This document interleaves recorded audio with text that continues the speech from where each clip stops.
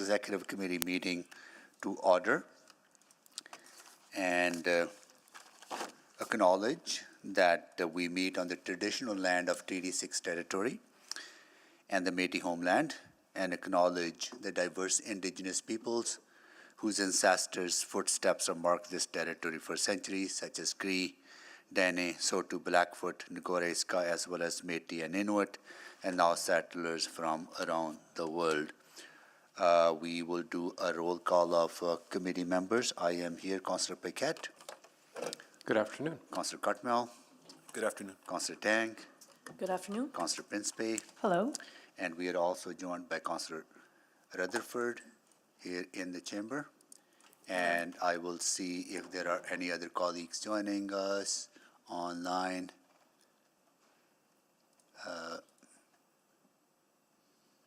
Councillor Wright. Good afternoon.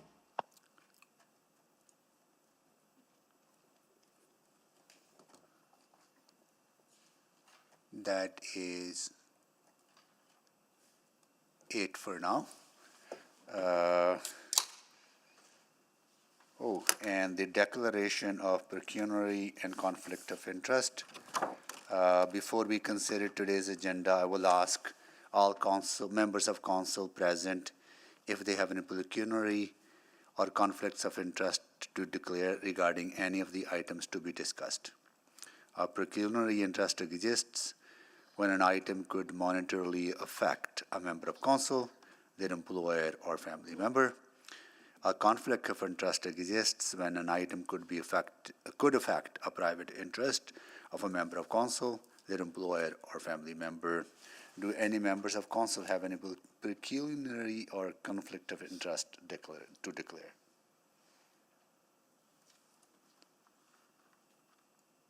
Hearing no pecuniary or conflict of interest, we will move on to adoption of the agenda. Yes, Mr. Mayor, I will move that we adopt the agenda with a recommendation that the September 8th, 2025 Executive Committee meeting agenda be adopted with the following changes, additions: 7.15 Edmonton Financial Sustainability Framework, 7.17 below market value sales and grant funding to Jasper Place Wellness Center, Calder Highlands, 7.19 sole source contract for emergency response computer aided dispatch with replacement page attachment, 7.16 2025 pilot branch budget presentation development services, page 1 attachment 1, and 7.3 bylaw 21246 to designate the Miller residence as a municipal historic resource, urban planning economy report UPE 03116 attachment 1. Okay, please vote.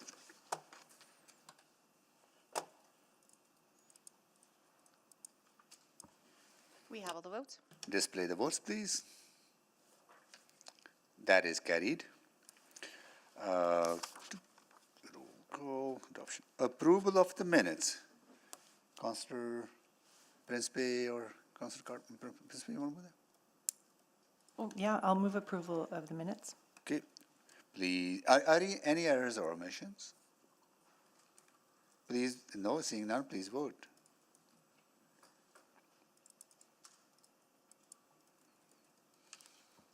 We have all the votes.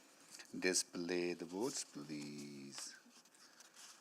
That is carried. Any protocol items? I don't see any. And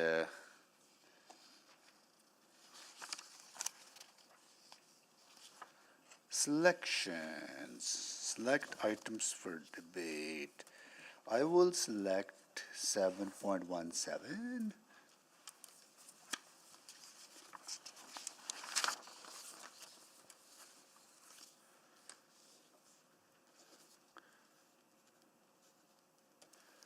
Councillor Paquette.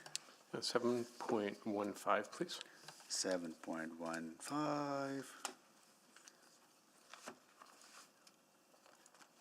Okay.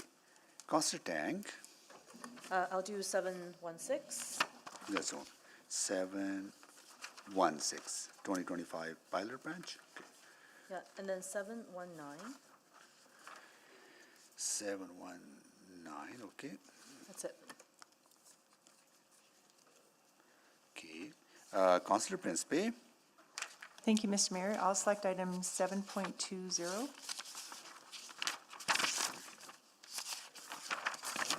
7.20.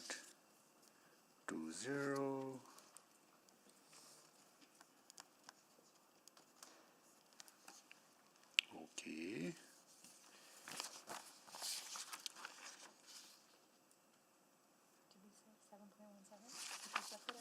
Seven point 17, yeah, I did, yeah. Okay, all right, can someone move the balance? So moved. Okay, please vote.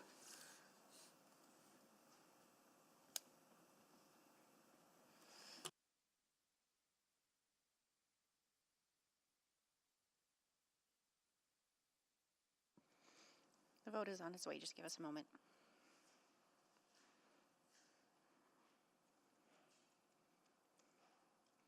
We have all the votes. Display the votes, please. That is carried. Okay, can you please read back to us what we have already approved? Thank you, Mayor. This afternoon, Executive Committee has passed the recommendations in the following reports without debate. Item 5.1, conditions contributing to commercial vacancies, a revised due date of first quarter 2026. Item 5.2, Chinatown Strategy, Initiatives in Progress, revised due date first quarter 2026.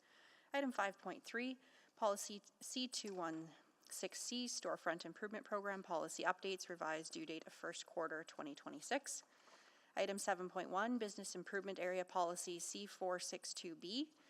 Item 7.2, Bylaw 21223, Edmonton, Alberta Avenue Business Improvement Area Bylaw.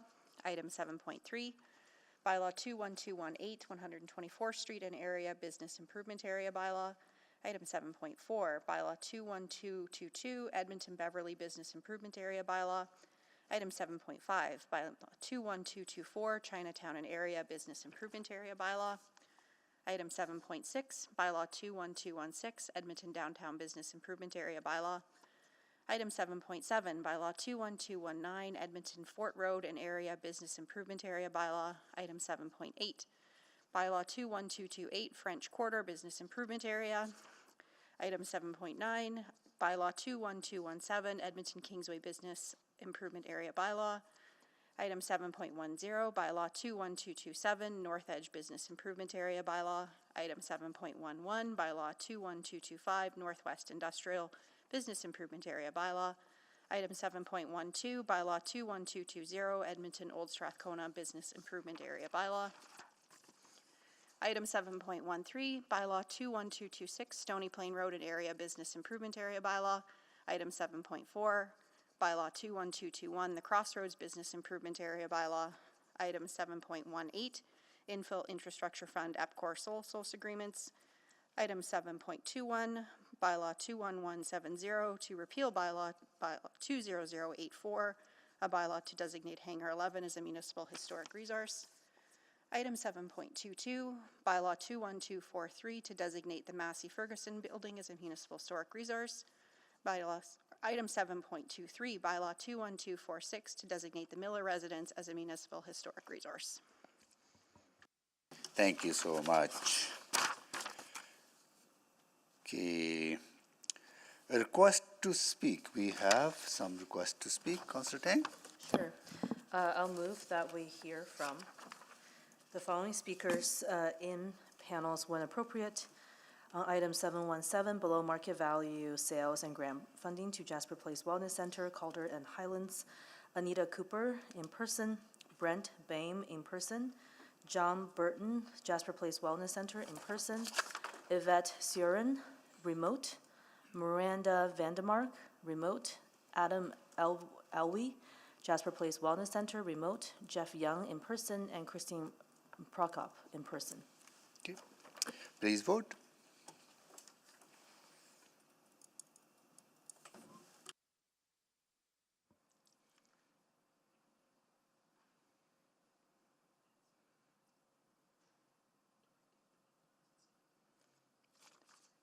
We have all the votes. Display the votes, please. That is carried. Requests for specific time on agenda. There is one. Okay, Councillor Cardinal, you want to move? Yes, I'll move that the following items be dealt with at a specific time on the agenda. 7.17, below market value sales and grant funding to Jasper Place Wellness Center, Calder and Highlands. First item of business on Monday, September 8th, if selected. And item 7.1, business improvement area. First item of business on Wednesday, September 10th, if selected. You did not select that Yeah, item, so. Right. Yeah. So 7.1 is not selected. So first item will be 7.17 if approved by committee. Please vote.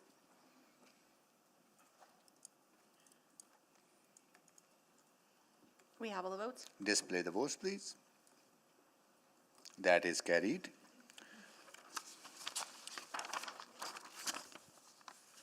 Councillor inquiries? No. Reports to be dealt with at a different meeting? None. Request to reschedule the reports? We have already dealt with those. Unfinished business? None. We are on to our public reports. So first item on the agenda is 7.17, below market value sales and grant funding to Jasper Place Wellness Center, Calder and Highlands. Okay, we're going to go to administration for a presentation, and after that we'll go to members of the public who have signed up to speak on this item.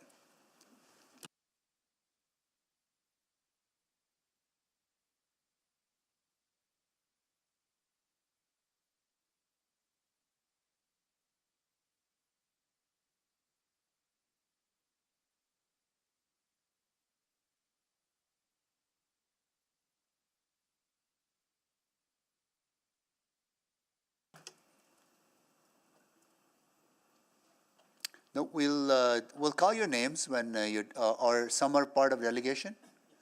Okay, when you please make introduce the delegation.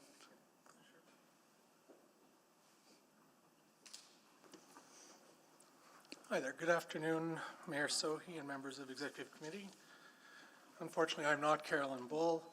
My name is Royce Carey. I am the Supervisor of Property Sales in the Real Estate Branch. I'm joined by my Director, Bartosz Taraki, along with Crystal Jenner, who I think is remote, and Stuart Keurig beside me from the Housing Action Team. Also rounding out the delegation are representatives from Jasper Place Wellness Center. Can you move close to the mic? Yeah. Thank you. Sorry. That's better. Thank you. Thank you. So first, also rounding out the delegation are representatives from Jasper Place Wellness Center, Taylor Soroka, over here, the Royal Alexandra Hospital Foundation, Morale Wax, right over here, and then as well as the Royal Alexandra Hospital, Dr. Lewis, Francis Cuddy, who are here to answer questions. Okay. We're here today requesting approval of the below-market sale of city-owned land in the Calder and Highlands neighborhoods, as well as grant funding for Jasper Place Wellness Center to support the expansion of a portfolio of healing house buildings and the associated bridge healing operating model across the city. Next slide, please. For context, this proposal stems from a similar proposal approved by Council roughly 1 year ago for a below-market land sale and grants to Jasper Place Wellness Center to facilitate development of two 12-unit healing house buildings in the Parkdale neighborhood. A healing house is a 3-story standardized design used by Jasper Place Wellness Center that includes self-contained units, each with their own bathroom and kitchen area, as well as ample shared cooking and gathering space. This allows 12 residents to have their own space and privacy while fostering a strong sense of community. In the picture on this slide, taken just last week, you can see the significant progress already occurring on the Parkdale site. As previously expressed to Council, administration has been working with Jasper Place Wellness Center and our partners at the Royal Alexandra Hospital Foundation since 2024 to scale up their portfolio of these cost-effective, supportive housing developments and their Bridge Healing Program. The Bridge Healing Program connects individuals experiencing homelessness who are in a health crisis in Edmonton's emergency rooms with housing, health, and social support. Next slide, please. Through our discussions with Jasper Place Wellness Center and the Royal Alexandra Hospital Foundation, the parties have established a goal to deliver no less than 6 healing houses, providing 72 housing units offered at deeply affordable rates, operate under the Bridge Healing Program. This would include 36 units on the Calder and Highland sites and 36 on 3 lots privately purchased and owned by Jasper Place Wellness Center. This proposed project involves significant public and private contributions. The City of Edmonton is providing 3 lots and up to $10 million through capital grants. The Royal Alexandra Hospital Foundation is providing up to $10 million, and Jasper Place Wellness is contributing its 3 privately owned lots. These contributions of the city and the foundation will guarantee the construction of a minimum of 72 units over the next few years. Jasper Place Wellness Center will also seek operating funding and capital contributions from other orders of government. This will be used to fund on-site health and social supports and will offset the costs of construction. Capital contributions provided by the federal and provincial governments will allow Jasper Place Wellness to invest in the construction of additional healing houses. Under a portfolio approach, the city's commitment of land and grants has been identified as a primary element that will galvanize the Royal Alexandra Hospital Foundation's donor base and will allow Jasper Place Wellness Center to attract further investment from other orders of government and complete the acquisition of additional sites. Next slide, please.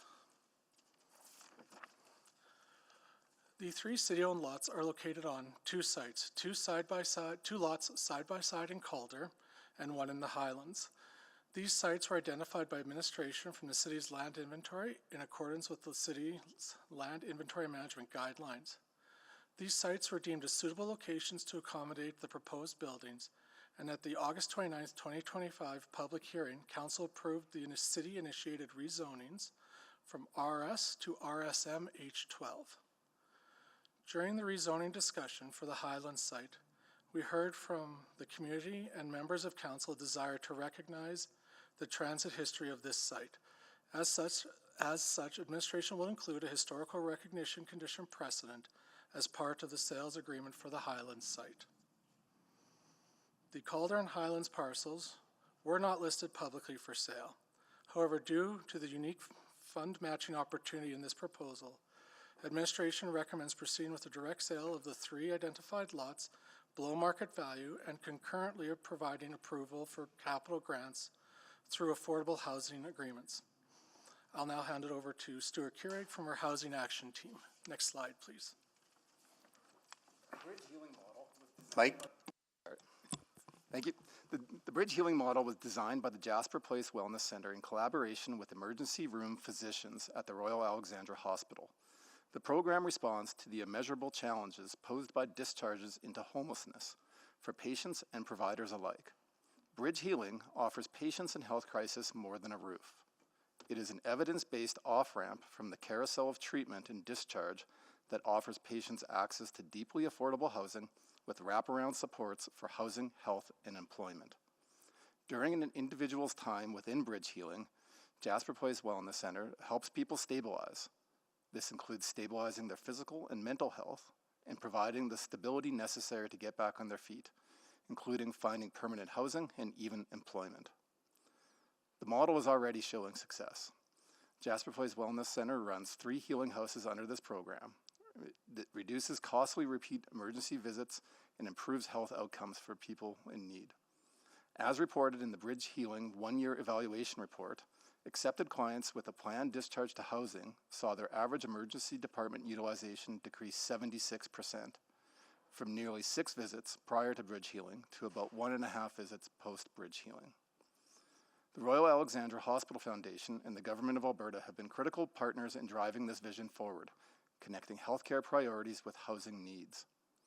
What started as a pilot with only the Royal Alexandra Hospital has now been expanded so Bridge Healing can take referrals from all emergency departments in Edmonton. Next slide, please. Established in 1984, the Royal Alexandra Hospital Foundation has provided a way for thousands of individuals and organizations to support the Royal Alexandra Hospital in its #1 priority, building better health care. Over the last 18 years, the foundation has distributed more than $113 million, funding community organizations, post-secondary institutions, and investing in research and care at the Hospital Center of Excellence. The past year, the foundation achieved a 35% increase in revenues. That growth reflects the confidence of donors and partners who trust the foundation to direct their support where it matters most. Recognizing the impact of housing insecurity on healthcare operations and an individual's health, the Royal Alexandra Hospital Foundation has stepped outside the traditional boundaries of hospital foundations to help drive system-level outcomes. Last year, nearly 22,000 people experiencing homelessness visited Edmonton's emergency rooms. About half of those visits were at the Royal Alexandra Hospital. That's an enormous concentration of need in one facility and a major strain in an already stretched emergency system. When patients are discharged back into homelessness, their health problems typically get worse. Many return to the emergency room, sometimes within days. This revolving door worsens outcomes for patients, drives up costs for the healthcare system, adds pressure to doctors and nurses, and makes it more difficult for others in need to also access services. To help address this issue, the Bridge Healing Program was developed here in Edmonton, a first of its kind, and it's been viewed across the nation as a model for others. It's a result of the partnership between JPWC, or Jasper Place Wellness Center, Dr. Louis Francischetti, an emergency physician at the Royal Alex, and a professor in the U of A School of Public Health. The program provides people leaving the emergency room with a safe place to recover and begin stabilizing, rather than discharge back to the street. The support that the Royal Alex Hospital Foundation has shown this program from its inception has lent credibility and propelled us as an administration forward in working with them. And that's one of the catalysts for us bringing this today, the city-owned land and grants opportunity. A dedicated group of donors from Edmonton have been supporting Bridge Healing since 2023. And last year, a $10 million fundraising campaign was launched to expand its reach. The community is already showing strong buy-in, and this support gives us the opportunity to scale to a solution that directly addresses the cycle of homelessness and emergency care. Next slide, please. Developing non-market housing is challenging. The largest challenge we often hear from affordable housing providers is uncertainty. Aligning funding for independent projects across multiple levels of government with different timeframes can stretch out years, impacting the timing of project delivery, or even cause some projects to stall indefinitely. Funders across the country are considering how we can support and or commit funding to a pipeline of projects over a period of time versus one by one every few years. For example, the In Development Build Canada Homes Agency, which will be overseeing federal supports to building affordable housing, has expressed a desire to fund portfolios of projects as opposed to one-off opportunities. Again, the city is trying to position itself as a leader in building affordable housing through the support of this portfolio approach that will see the city's $10 million contribution supported by Housing Accelerator funds to leverage the strengthening of the foundation's fundraising efforts, to help create a solid base for provincial and federal partners, and to help provide certainty to Jasper Place Wellness Center to engage with contractors and suppliers so they can work on efficiency gains from developing on multiple sites. We understand that doing something new, like funding a portfolio, can cause some trepidation. That is why we have chosen experienced and professional partners to move forward with on these projects. Each project within the portfolio will follow our proven affordable housing contractual obligations, ensuring that funds are dispersed when milestones are met and that long-term affordability is certain. Next slide, please. Thank you for the opportunity today to discuss a way to achieve more affordable housing faster and to help more people exit homelessness. City administration, as well as representatives from the Royal Alexandra Hospital, its foundation, and Jasper Place Wellness Center are here to answer any questions you may have. Thank you again. Thank you so much for the presentation. So there are two decisions in front of us. One is the land sale at below market, and the other one is the grant funding for JP Wellness Center. Okay, great. Thank you. We're going to go to members of the public who have registered to speak. I will call your names. Please, if you're here, come down here or to that side. We'll find a spot for you. Anita Cooper, please come down. You'll be speaker number one. Kim, can you step to this? Or we can go on this side. This side? Okay, stay there. Hold. This side, please. And Brent Mame in person. Speaker number 2. John Burton, Jasper Place Wellness Center in person. John, please come down.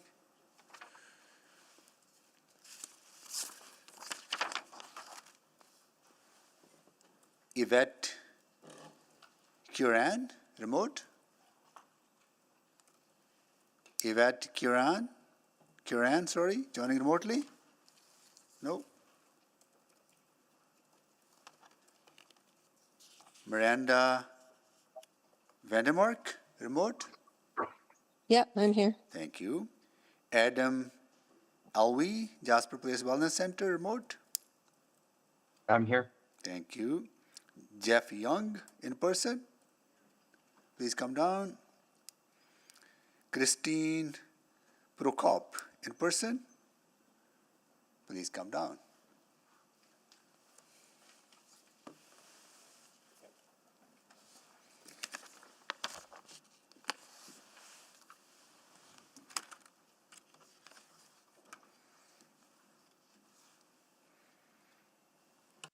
So I'll quickly run down the process. Speakers will be heard in panels. Each speaker will have 5 minutes to present. The clerk will run the official timer in the meeting room and will be displayed in virtual meeting. The light will be green on the first 4 minutes, turn yellow when there's 1 minute remaining, and flash red when there's 5 minutes are up. When everyone has had a chance to present, members of committee and council may ask questions of you or other panel members, and for this reason, please remain in the meeting until all questions have been asked of your panel. And I also want to share my expectations as part of our discussion. I want to the conduct of everyone participating to ensure a safe and inclusive environment and workplace, and these expectations apply to both in-person and virtual attendees. Hearing from the public is an important part of council's process, so we know the full diversity of opinions that exists in our community. As meeting chair, my role is not to moderate the nature of the content being discussed, but to ensure behaviors support a safe, respectful, and neutral space for my colleagues, city employees, and the public. Disrespectful comments, including those directed at individual staff members or other speakers, profane language or gestures, and behaviors such as shouting, cheering, or clapping, or political campaigning will not be tolerated.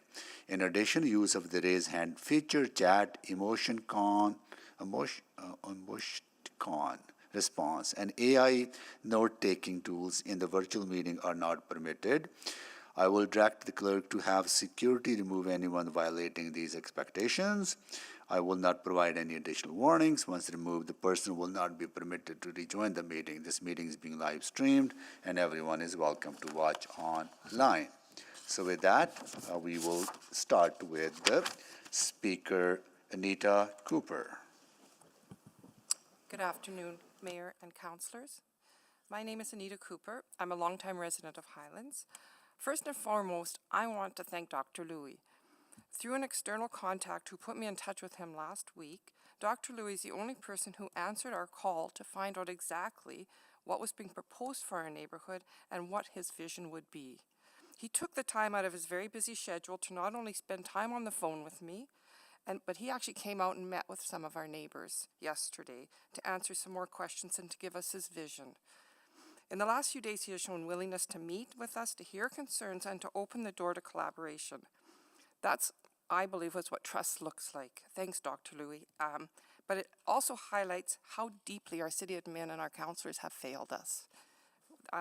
This is not about land use. It's about trust, fairness, and whether the city honors and listens to its commitments to the people who vote for them. I understand our councillor had to recuse ourselves. That was explained to us, but that was no excuse to stop any engagement at all. As I said on August 29th, given that the prior city mayor told us that we would be engaged when the transit loop was no longer required by transit, I at least expected a little bit of inclusive engagement. I know that the city manager is not there and you have no knowledge of this, but I just thought we would have a little bit of say. We're not opposing transitional housing. We support helping vulnerable Edmontonians, especially vulnerable persons, seniors. You can see that Highlands already has those in their community. But process matters. Consultation should come before action, not after. What if there's many questions that a lot of our neighbors have? What if the centre doesn't succeed in its proposed vision and mandate? What assurance do we have that the community will have the centre would not be used for different purposes? I read your terms and conditions in the present on your list, and that's a good start, but it doesn't cover everything. They're not very detailed. There needs to be more open communication about the long-term use of the land should the proposed vision not become a reality. Yes, we've been told that Jasper Place Wellness will consult us after the land transfer goes through, and we really appreciate that. But that's actually after the fact. The trust has been eroded, and I hate to say it's going to be tougher to get stakeholder and taxpayers' buy-ins now. It can be done, but it will be harder. Like just for an example, the last 2 days I received emails from various neighbors who actually work in ER, either they're doctors or they're nurses in ER, that live in the Highlands. And they indicated to me that they had written letters to council with no meaningful response, and they would love to have been here today, but they actually have to work. So their message to me was the same. While the vision looks great on paper, they are very skeptical, as they also have first-hand experience in ER and working with homeless, including seniors, and don't know how it would succeed in this neighborhood. It's actually not the neighborhood, the location in the neighborhood. I know we've been told that Glenwood is a successful model. We actually drove by it. But all neighborhoods are different, and all neighborhoods have different needs.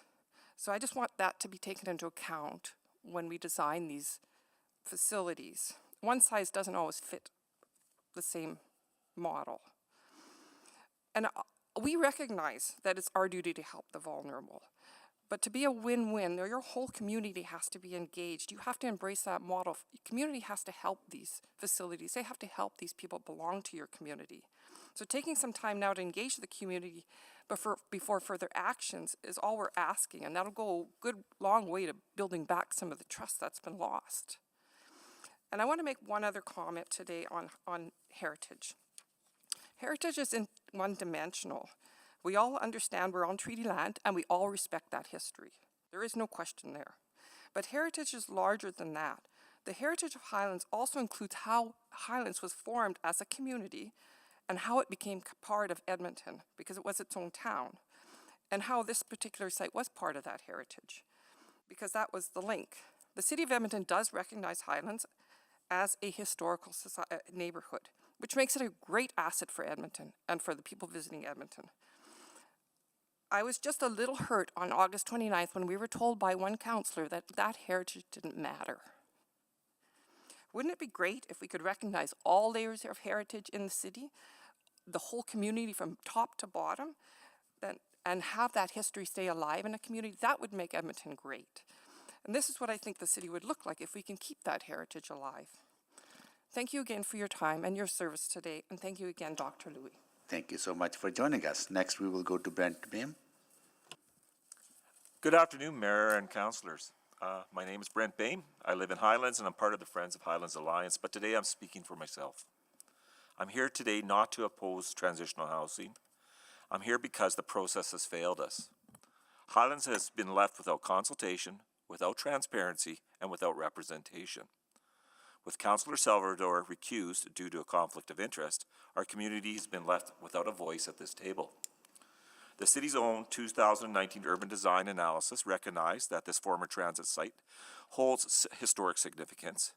The commitment was further engagement by acting city manager at that time has been walked back.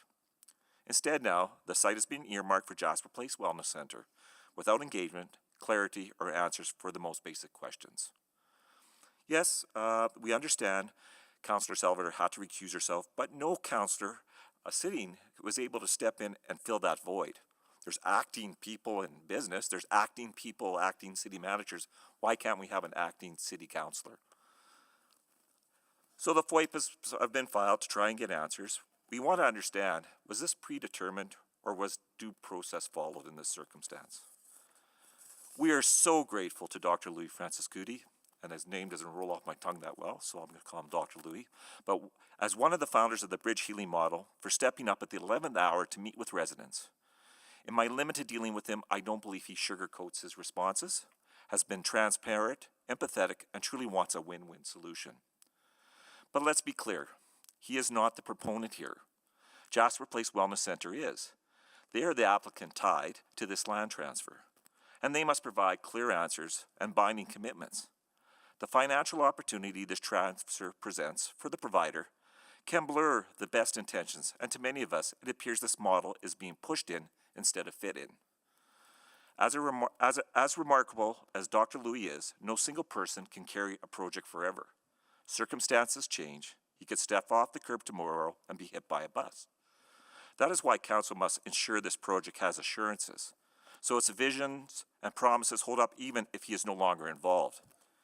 If Council will not defer this land transfer until FOIP results are in, then at the very least, it must require assurances from the provider, defined in collaboration with the city and not in isolation of the community, which is a win-win-win.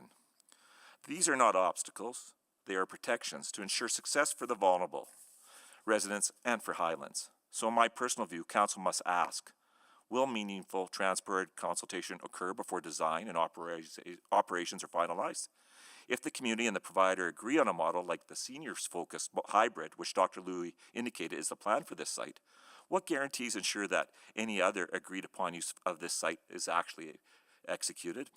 What commitments exist for the 24/7 professional staffing and real wraparound supports, as this site appears to lack many of these supports when compared to Glenwood and Parkdale locations? How will Jasper Place Wellness measure success, and how will those results be shared with the community?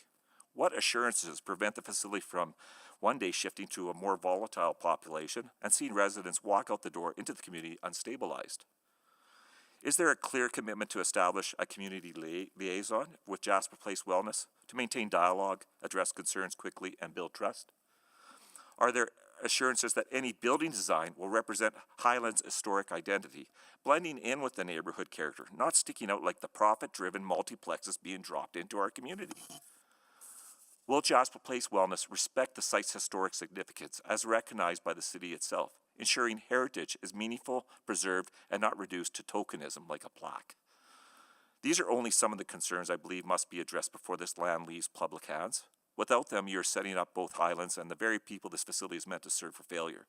What we want is to move from an adversarial relationship the city has created towards a collaborative relationship.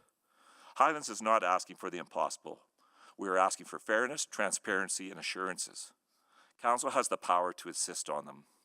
In closing, City Administration and Council can take a lesson from Dr. Louis. Have an open dialogue. Rather than hiding behind policy, work together rather than in isolation and in silos. Collaborate rather than placate. Build trust rather than break it. And like Dr. Louis did when Anita and I reached out, don't ignore that call. Take the call and ask, what can I do to help? Thank you. Thank you so much for joining us. Next, we'll go to John Burton.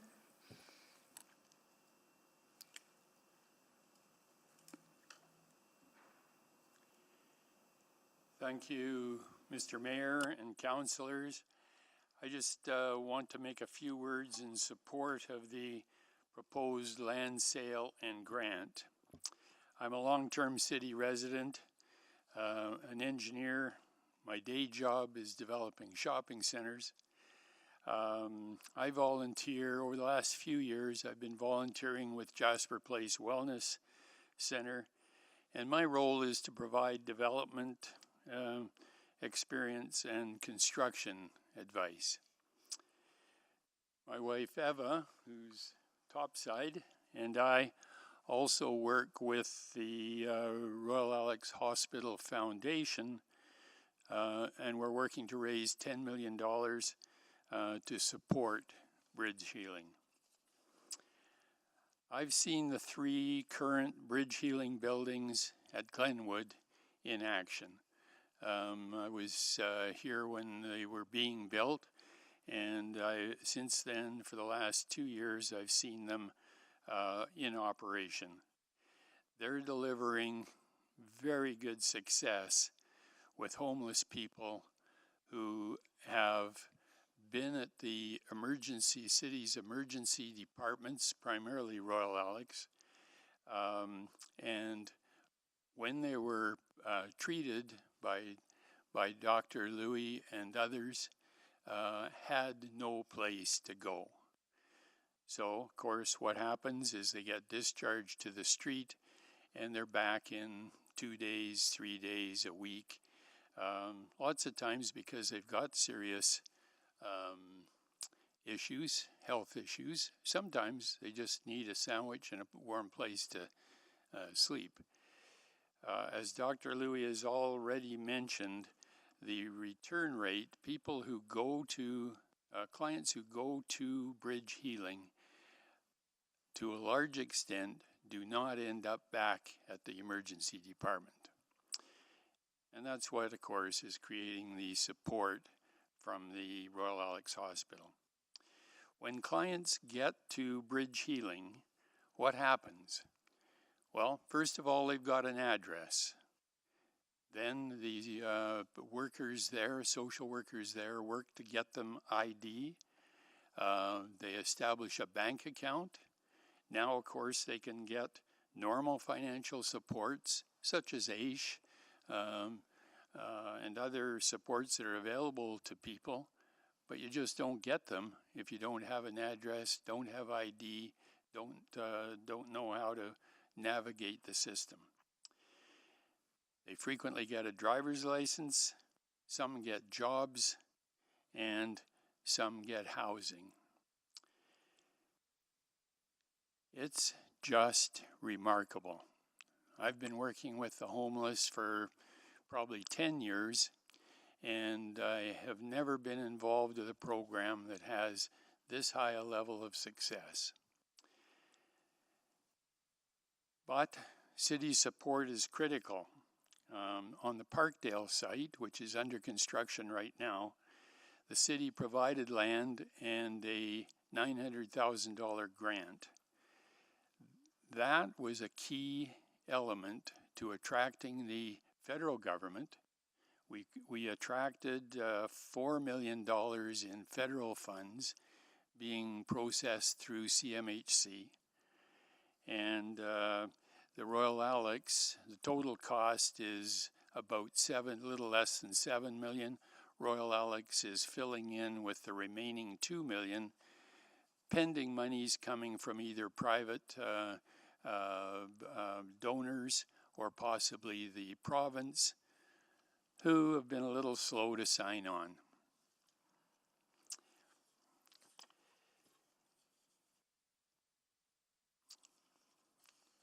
So the city funding is a key element to this process,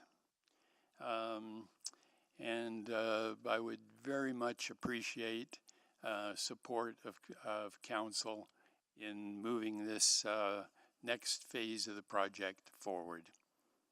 Thank you very much. Thank you so much for joining us. Next, we'll go to Miranda Vandermark. Okay, thank you. I'd like to thank the presenter today because that is the most information that has ever been given. I've reached out to Jasper Place Wellness, and I think what was most disheartening was the lack of information that was given, especially since now the report that was posted was from August of last year. So this has been in the planning for a long, long time. And I think what the others had to say about trust with the city, with Jasper Place Wellness and the community, I think this could have gone a lot better if people were just upfront right from the get-go about what this was going to be and what it was going to mean. And going to a hearing and not even being able to talk about it was very disheartening as well. And there's not even as many people here today to share, because this one also was moved from, this was supposed to be on Wednesday, and now this has been moved to Monday. So it doesn't even give people the opportunity to talk. There was many letters submitted too, and I don't know how many of those were ever taken into consideration, which is unfortunate. I do agree that Edmonton does need permanent affordable housing. And that's why I'm wondering why this is the choice on this particular lot for a transitional place and not affordable housing. And one of my main reasons for that concern is at the annual general meeting with Highlands Community League, Recovery Acres, who's another transitional supportive housing, one of their main issues was providing, after they'd finished their spot at this transition place, affordable places for them to go after the time runs out. I don't know if it's a limited time that you can spend at these transitional places, but where did they go after that? I think that's something that the city of Edmonton needs to consider is where they're putting all this money. We need permanent affordable homes. And I think in the Highlands community, I think it would be great to have that. I think that that should have been something that's considered where you have more vested individual stakeholders where it is their home. When you have something this like Jasper Place Wellness, which seems to be popping up these transitional supportive units all over the place now, because there is all this funding coming from government from all these different levels now. So it seems like there's it's a bit short-sighted where there's a need for this, but there's also a need for after this. And it almost seems like this is like putting a middleman in the way of actually building some affordable housing. And then I echo what the others say, what happens when this funding runs out? Because it does. And this organization is well aware of what happens when the funding runs out. And I think that is definitely something that we need to consider. I hope in the future that when city planners, especially affordable housing, the branch of affordable housing are asked questions, that they aren't like, you know what, when there's problems, this is who you contact after the fact. It would have been nice if all these different branches, there were so many different people that needed to be contacted if it was all together before this was decided and everybody came into a place, maybe at the community league as a part of a meeting and presented this to the neighborhood and let us know what was going on. It would have definitely been greatly appreciated. Thank you for your time. Thank you for joining us. Next, we will go to Adam Elwey.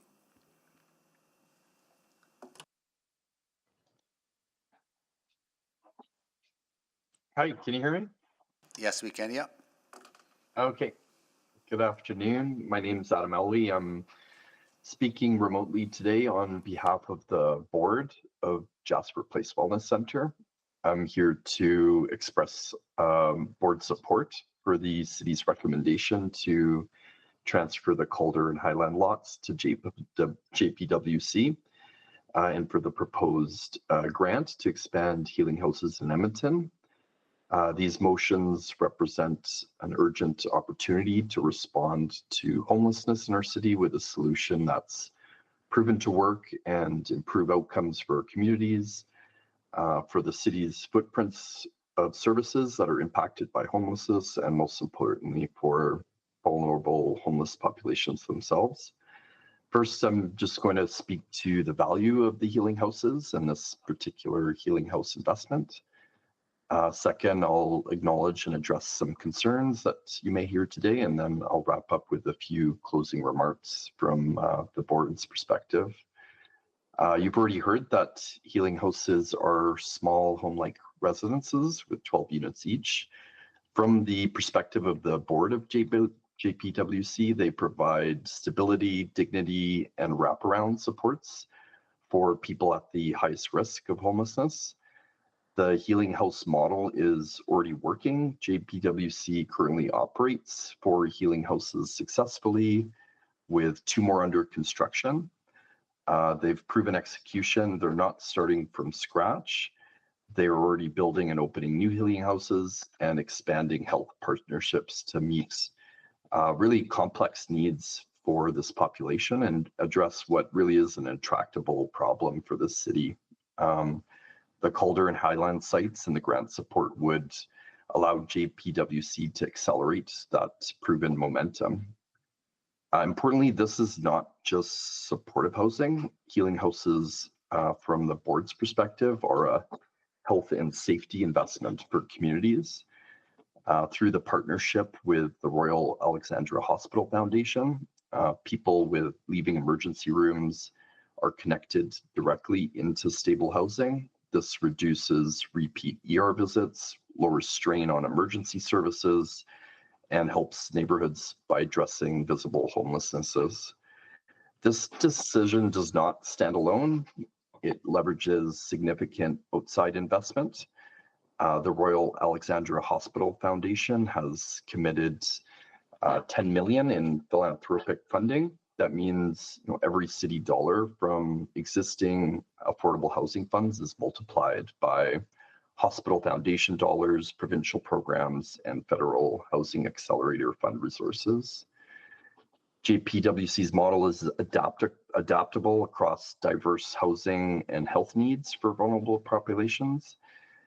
Facilitates a community environment that reduces social isolations for its tenants, and has proven benefit to health incomes, including minimized substance use, and community outcomes, including addressing visible homelessnesses. Every quarter, healing houses are helping dozens of people move from hospitals into stability. These are measurable results. Currently, JPWC's healing house model represents one of the most cost-effective ways to add supportive housing in Edmonton on accelerated timelines. I want to acknowledge that there's some concerns you may hear today. First, healing houses are not one-size-fits-all shelters. They're homes with staff and supports that are adaptable to diverse social and health needs of homeless individuals. Second, these sites are already earmarked for affordable housing. The real value is in community savings with fewer ER visits, fewer police calls, fewer people unhoused, all of which reduces demand on city services that are impacted by unhoused populations. Finally, on sustainability, JPWC is not starting from scratch. They've got a proven execution for the healing house model, strong partnerships, and secure funding. This really is a scale up of what already works, where they have collaborated transparently with other communities and where they've built trust and accountability with residents and community stakeholders. The urgency is clear. Edmonton faces a housing crisis. Aligning municipal investment with philanthropic dollars and health partnerships really is a unique and time-sensitive opportunity. So on behalf of the JPWC board, we hold JPWC management accountable. Thank you. It is working. Thanks. Thank you so much. Thank you so much. Next, we will go to Jeff Young. Dear Mayor Soe and members of the Executive Committee, I'm here with regards to the concerns over the rezoning of 11137 61st Street, bylaw 21269. Last Friday, September 5th, before the weekend began, I had my upcoming week carefully planned. As a business owner with many responsibilities, I expected it to be a busy but manageable week. However, I was informed on very short notice that this meeting, originally scheduled for Wednesday, September 10th, has been rescheduled to Monday, September 8th. The last-minute change left me with just one business day to reorganize my entire week, and came as a frustrating and unfortunate surprise. As someone who prides themselves on adapting to change and finding solutions to unexpected challenges, I was particularly disappointed because the abrupt change forced me to postpone my own 30th anniversary luncheon, an event that has been planned for weeks. The luncheon was scheduled for today, September 8th, exactly 30 years to the day that I started my business and has become a successful mid-sized business, contributing over $60 million to the local Edmonton economy over the past 3 decades. Our celebration was not just a milestone for my business, but a symbol of dedication to the Highlands Macaulay communities that my wife and I have lived, worked, and loved for over 30 years, and areas that we hold very dear and close to our hearts. A dear friend, Harriet Winspear, once told me years ago, "You must stand up and help your community, as it is like your family. Without a strong and vibrant community, you become a weak and downtrodden society of individuals." It is with this spirit of community that I raise my concerns about the recent developments surrounding bylaw 21269 and the rezoning of 11137 61st Street, the Highland Historical Transit Loop site. In the last 10 days since the City Council passed the first reading, members of our community have been working tirelessly to gather information, seek answers, and understand the implications of the proposed changes. Unfortunately, each attempt to obtain clear guidance has led us down a different path. We've encountered confusion, delay, and a lack of transparency, all of which have made this deeply exhausting and a frustrating process. What is most disheartening is the apparent lack of genuine community consultation. This proposed bylaw 21269 was only introduced a few short months ago, and it now feels as though it's being rushed through the system without adequate input from the very people it will impose and impact most. Changing hearing dates last minute and giving minimal notice and failing to provide access and accessibility and points of contact all signal to the community that our voices are not being respected. Adding to this frustration is the fact that our elected councillor, Ashley Salvador, was instructed to recuse herself due to her personal connection to the area. While I do understand the conflict of interest rules, what is unacceptable is that no alternative councillor or representative was assigned to advocate for the Highlands community in her place.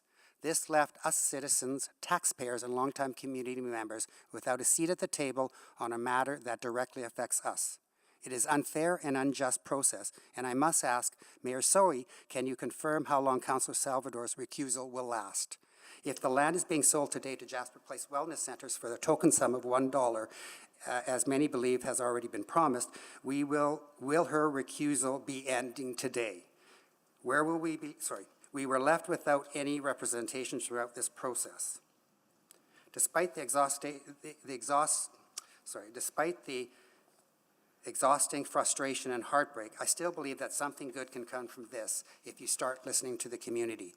I urge you seriously consider Dr. Louis' proposal for this site, which suggests a more integrated, permanent housing model, particular for senior citizens.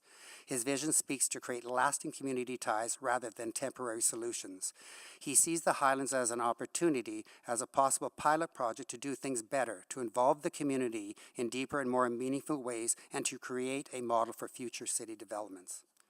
In closing, what we in Highlands have done over the past few months may in the end be ignored, but I hope it won't be.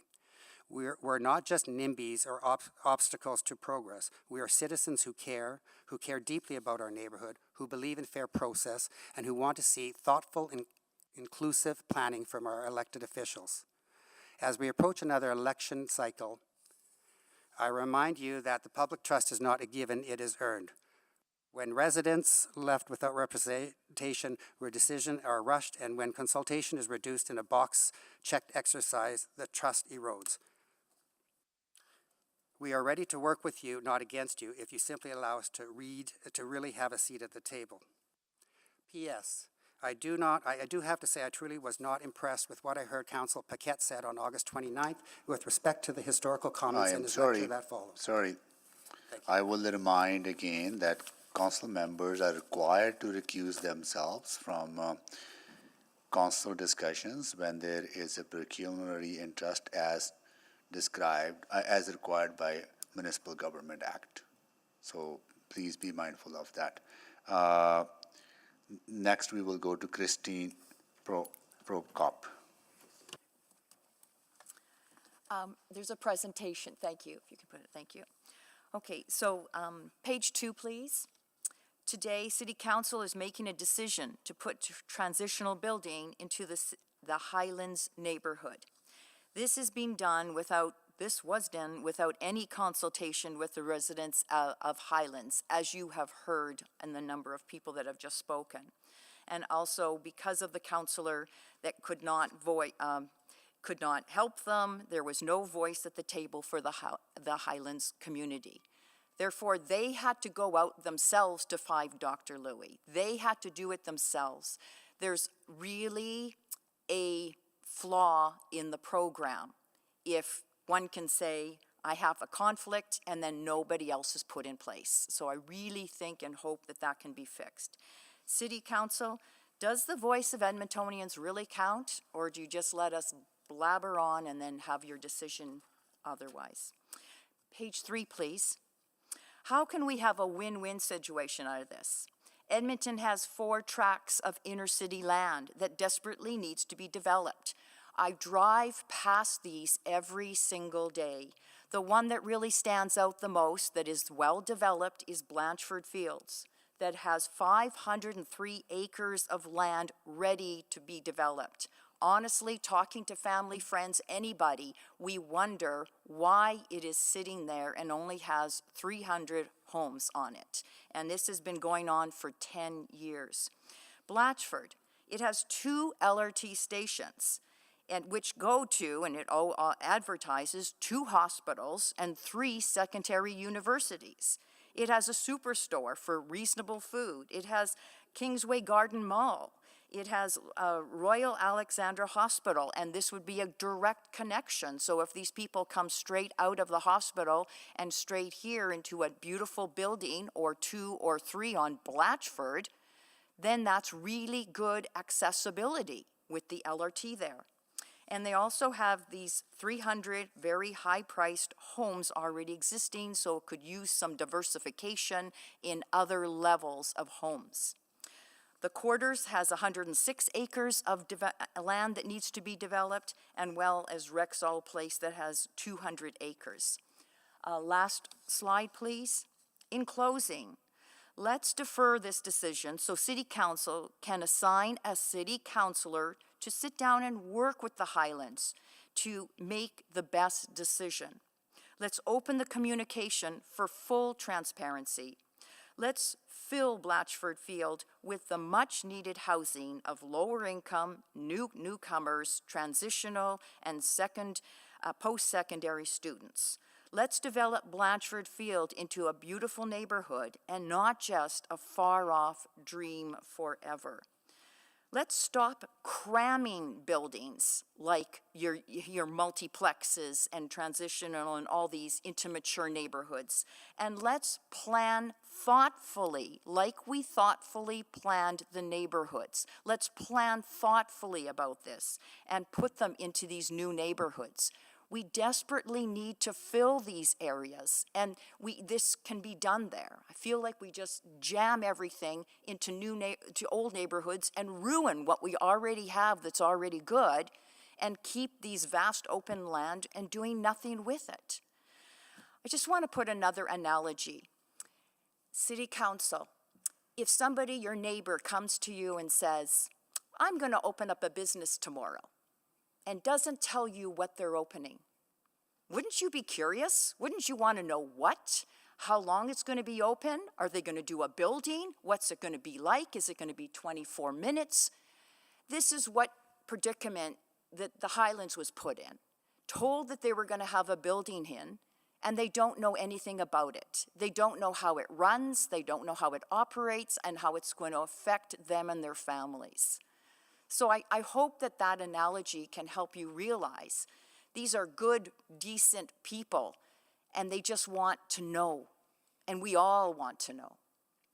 Thank you for listening. Thank you so much for joining us. Next, that's it for the speakers. Now we'll have questions from committee members and council colleagues. Councillor Cartmel, you want to go ahead?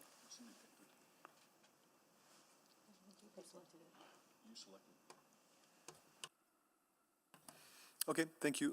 Thanks everyone for sharing your thoughts today. I'm going to start with Ms. Cooper.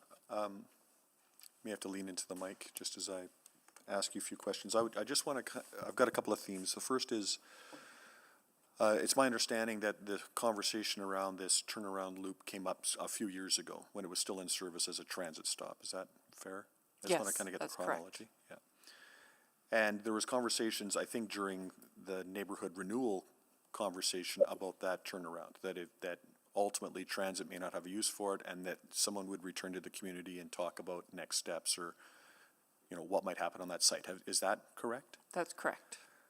And then the next thing you heard, the community heard, was that there was an application to rezone that property. And that was a few months ago. Is that correct? That's right. The first I heard of it was when I saw the sign on the lot. The sign, okay. So the community is told that when the time comes, we'll talk about what happens in this space. There's no conversation. You see a sign that says, this site's being rezoned. There's going to be a building on it. That's right. No one told you what the building would be? No, Not even sure. They may have told you who owned it, the city owned it, but there was gonna be a building. they definitely didn't tell me, and none of the neighbors that I've talked to have heard anything either. So the first time that you heard, I know it was the first time that I heard, that there was going to be a Jasper Place wellness component to this site was at the public hearing when we talked about the land use rezoning, correct? Was that yours too? I heard probably a week before that when one of the neighbors shared a flyer they received in the mail that said right on there, it came from the city, that they were planning to put transitional bridge healing to Jasper Place Wellness. So about a week before that hearing, did you know what that meant? No, I had to look it up Where did you look it up? online. Maybe on Jasper Place's I website? went on Jasper Place Wellness website. I went on the city's website. I talked to people. And so we go through the land use zoning, and every time the question comes up about what will actually happen on this land, we're told we can't think about that, we can't talk about that, you can't ask about that. No, Is that a reasonable? that's right. Right. So that was 10 days ago, so here we are, we're finally talking about what will happen on that site. And you've had a meeting somewhere in your neighborhood with Dr. Francischetti. Yes, I actually got his name from an outside, not a Highlander, another person who graciously gave me his name, and I called him on Thursday, and thankfully he answered the phone. Yeah, I believe that. That's not unusual, I would say. But I'm guessing that you got or heard certain pledges. Like I've heard something today for the first time that there's some sort of a seniors component to this. Can you tell me what you were told? That's what does that Dr. mean? Louis said when we met with him. He said he would like this to be more the seniors that are in ER, which is a great vision, Yeah. that are experiencing homelessness. So did he describe how many units would be in this building? 12, yes, he did. 12 units. And so that was, I'm presuming, a relatively closed conversation. It was with a few of you. And that was yesterday. And that was yesterday. So the broader community still has no idea really what a plan might be for this site. No.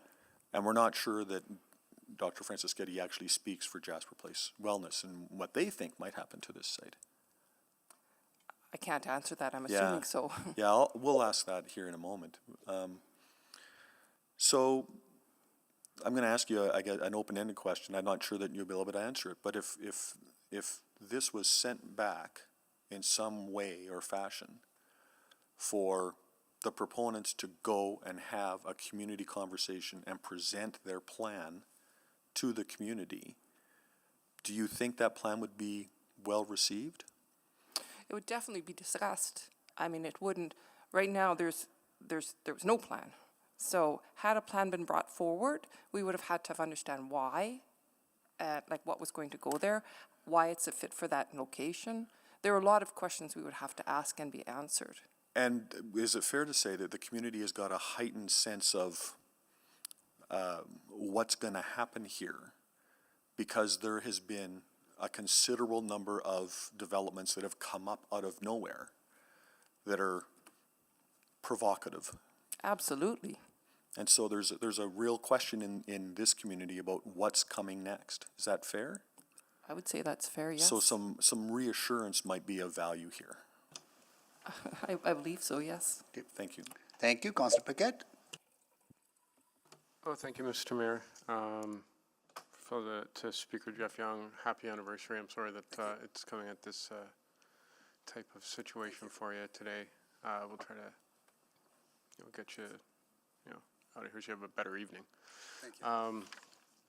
But there was a comment about maybe a lack of council representation. I just wanted to quickly go into that. Do you are you aware that all councillors have to swear an oath to serve the city of Edmonton? Oh, I understand that, yes. Yeah, okay. Yes, I do. Yes. And that would be part of you. So when a councillor is absent, for example, there was a time when I had to be absent in this term. The other councillors stepped up to help. Are you talking about Councillor Salvador? Yeah, so in her absence, we are your councillors. but we felt like nobody was stepping up because we were asking questions and trying to get information, and truly we were just getting the runaround. Okay. So, and also I've been told, this is probably only the second time I've been here, but I've been told that other people have said that council members sometimes stand up and say they'll take on that issue. So I was just assuming, well, not saying assuming, I can assume, I was just going by what other people have told me when they come to these type of sessions and they listen, that sometimes another councilman or the mayor will step up and say he'll take it because somebody's been recused. Okay, I understand. I didn't get any specific requests from the community. I would have answered that, but just to let you know, I used to live in the Highlands. One of the concerns was the frustrating and unfortunate surprise of all of this, I think were your words. And I just wondered if what would have looked a little better for you. My apologies, I'm not sure where it was. I think I might have conflated that with the schedule change, but I'm Yes. going to guess that this applies to the whole process. Yeah, that was it basically. I was Yeah. just surprised because again, when we're, also as a business person, you try to plan things to go forward. So knowing that 10 days ago that you had put this meeting on the Wednesday, I knew that my party, or my event was being taking place on the Monday, so I didn't think there would be an issue. I'm very true. I love my business, but I also love my community. So in turn, I can do my lunch another time. It's disappointing I cannot do it on the day. We'll do it another day, but my community's bottom line is more important than my business. I shouldn't say that, but it is. That's where I live, and so. Okay, great. And then just to address a concern, I believe in my statements in the last meeting, I did create a timeline from early history in Edmonton to the Highlands, and then talked about what could happen in the future. Is this sort of what we were referring to? Yes, from what I understand. I had walked out at the time when the mayor finished speaking and when that one went on, and then I was told there was quite a few people who were quite upset by a comment that you had made about heritage. I have my whole transcript written out. I'm happy to share it with you. I think you'll find that I would like to see it after if I could. It's 'Cause I quite tried getting respectful. online to see it as well. Yeah. It's just like, again, at that point, then when people do not have a comment or an action to actually respond, it is frustrating in that way too, when we are only trying to do what we can. Our heritage is what we know in our community. I know lots of other heritages in that, but this is our point, what we're talking about on this. This subject is this property and the heritage on that property. So in turn, it's just the staff just, or the people who were here just felt like they were really not heard, and then in turn could not respond back to the comments. Yeah, and I would say it's part of my heritage as well. What's that? I would say it's part of my heritage as well. I still have very fond memories of living in the Highlands. Okay, so that's very helpful. I appreciate it. And again, I appreciate your time. Thank you, And appreciate it. please thank your partner for us. I will. Thank you, appreciate it. Thank you. If it's any comfort, I can't put it out right now, but I do have a subsequent motion specifically to address the preservation of history in this regard in the Highlands. So we'll get to that Thanks at so the much. appropriate time. Okay, thank you. Thank you. Thank you, Councillor Picard. Councillor Rutherford. Oh, sorry, Councillor Prince Bay, my bad. That's okay. Thanks, Councillor Mr. Mayor. Ms. Cooper, I'd like to start with you. I had heard you say that you're not necessarily against the project, just maybe the location of it. Is that correct? Finding out what the vision was just yesterday, the full vision. No, I think that vision's great, but I don't know if it's going to fit in that location. I don't know enough about it. Okay. And ideally, what would you like to see? Would you like to see that location remain as it is? I mean, it was RS, or it was RS. Did you want it to remain RS, or were you looking to keep it as it is currently? I don't think that's a question I should answer on my own, because that's a community answer. Right. Whether what I want should be what the community wants. So what you're saying is that you would like to see more community engagement to have that discussion to see what the community would like? Yes. Okay, thanks for saying that. And then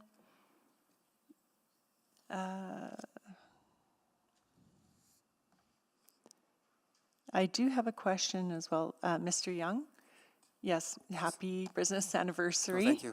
And you also had said a lack of genuine community engagement. So is that what are you looking to achieve today? Are you looking for us to maybe have some more communication with the community? Ultimately, that's what we would like. We know that the decision a couple of weeks ago, 10 days ago, was made. But in turn, sorry, I lost my train of thought. Sorry, I lost my train of thought. I'm bad that way. Sorry, if you can repeat the question, my apologies. Just wondering what you would like to see come out of this, out of today. Would you like to see us continue or to have Well, like we were wholesome all saying, with community regards engagement?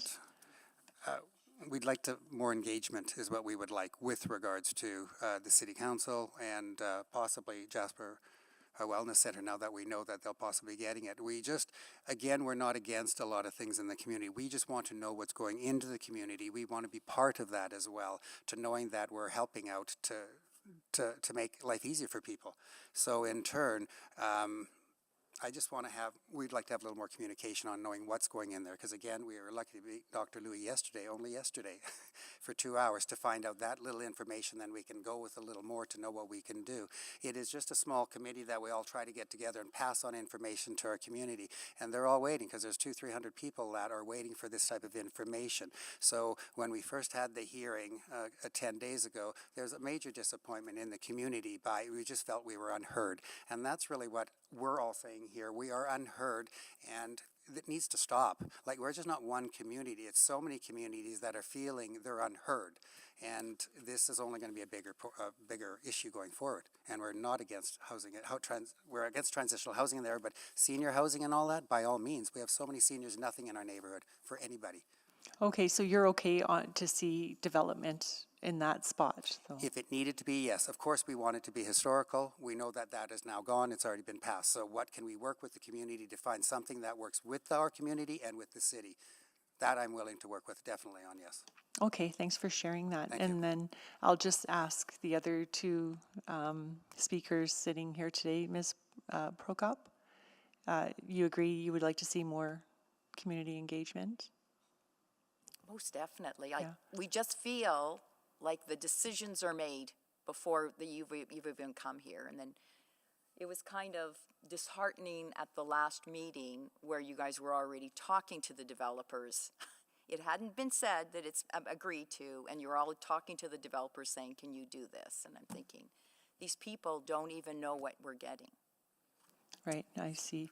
And I just wanted to let you know I did read all the emails, and so thank you for sharing. It is really important. I think my colleagues all read the emails as well, so please do continue your communications any way you can, and thanks for being here today. Thank you, Councillor Principe. I just want to follow up on that. Maybe I'll start with Speaker Cooper. You said community engagement should happen and required because the people or the organization we are negotiating with to sell this, transfer this land, serves houseless, unhoused population. I don't understand your question. My question is, why do you think community engagement is needed? If you want to bring, well, first of all, because that was what we promised, Yeah. and I know you didn't know that. But secondly, if you're going to bring in any type of whether it be bridge healing or whether it be a shelter or whether it be you need your community input. You want your community. We have a very inclusive community. We love to work with our neighbors. We would love anything that goes in there to be successful. And if they're not in, part of the whole engagement process is to come up with ideas of how to make a project successful. Yeah, but if this was market housing, would you be expecting community engagement as well? It's not market housing, though. That's my point. If it was a market housing, Well, it would have been nice to have some community engagement with all that one block has almost six eightplexes on it in a 1 block radius. Yeah. It would have been nice to have community engagement, but I know that's not possible because those are private developments. yeah. So if I'm your neighbor, I have a houseless member of my family, I bring them home from hospital to be healed, should I be informing you that I have brought a family member home? I don't think that's a fair question. This is totally different. And I have a family member that was houseless. So I know exactly what you mean. Yeah. But this is a different situation. This is more about wanting to get your community involved to help people. Okay, that I thank you for that. And I'll ask that question to Jasper Place Wellness Center, how they can involve community as they have done in other areas to help community get better or community members get better. I think that'll be welcome. The problem is, it's after the fact. It would have been nice, what our community is saying, it would have been nice to be involved before the fact. Okay, but that's where I'm really struggling to understand that we are talking about involvement with the community because the population that we're trying to house is because they happen to be unhoused people. No, Right. that's not it at all. This happens to be public land. This is not a private sale. This is public land. Okay, so are you saying that we should not, we just want to understand your position at this point, then are you saying we should pause this sale, then initiate community consultation, then make that decision sometime in the future? I don't know if you can do that. The bylaw zoning it's already been rezoned. No, the question today is whether to sell this land at below market or not.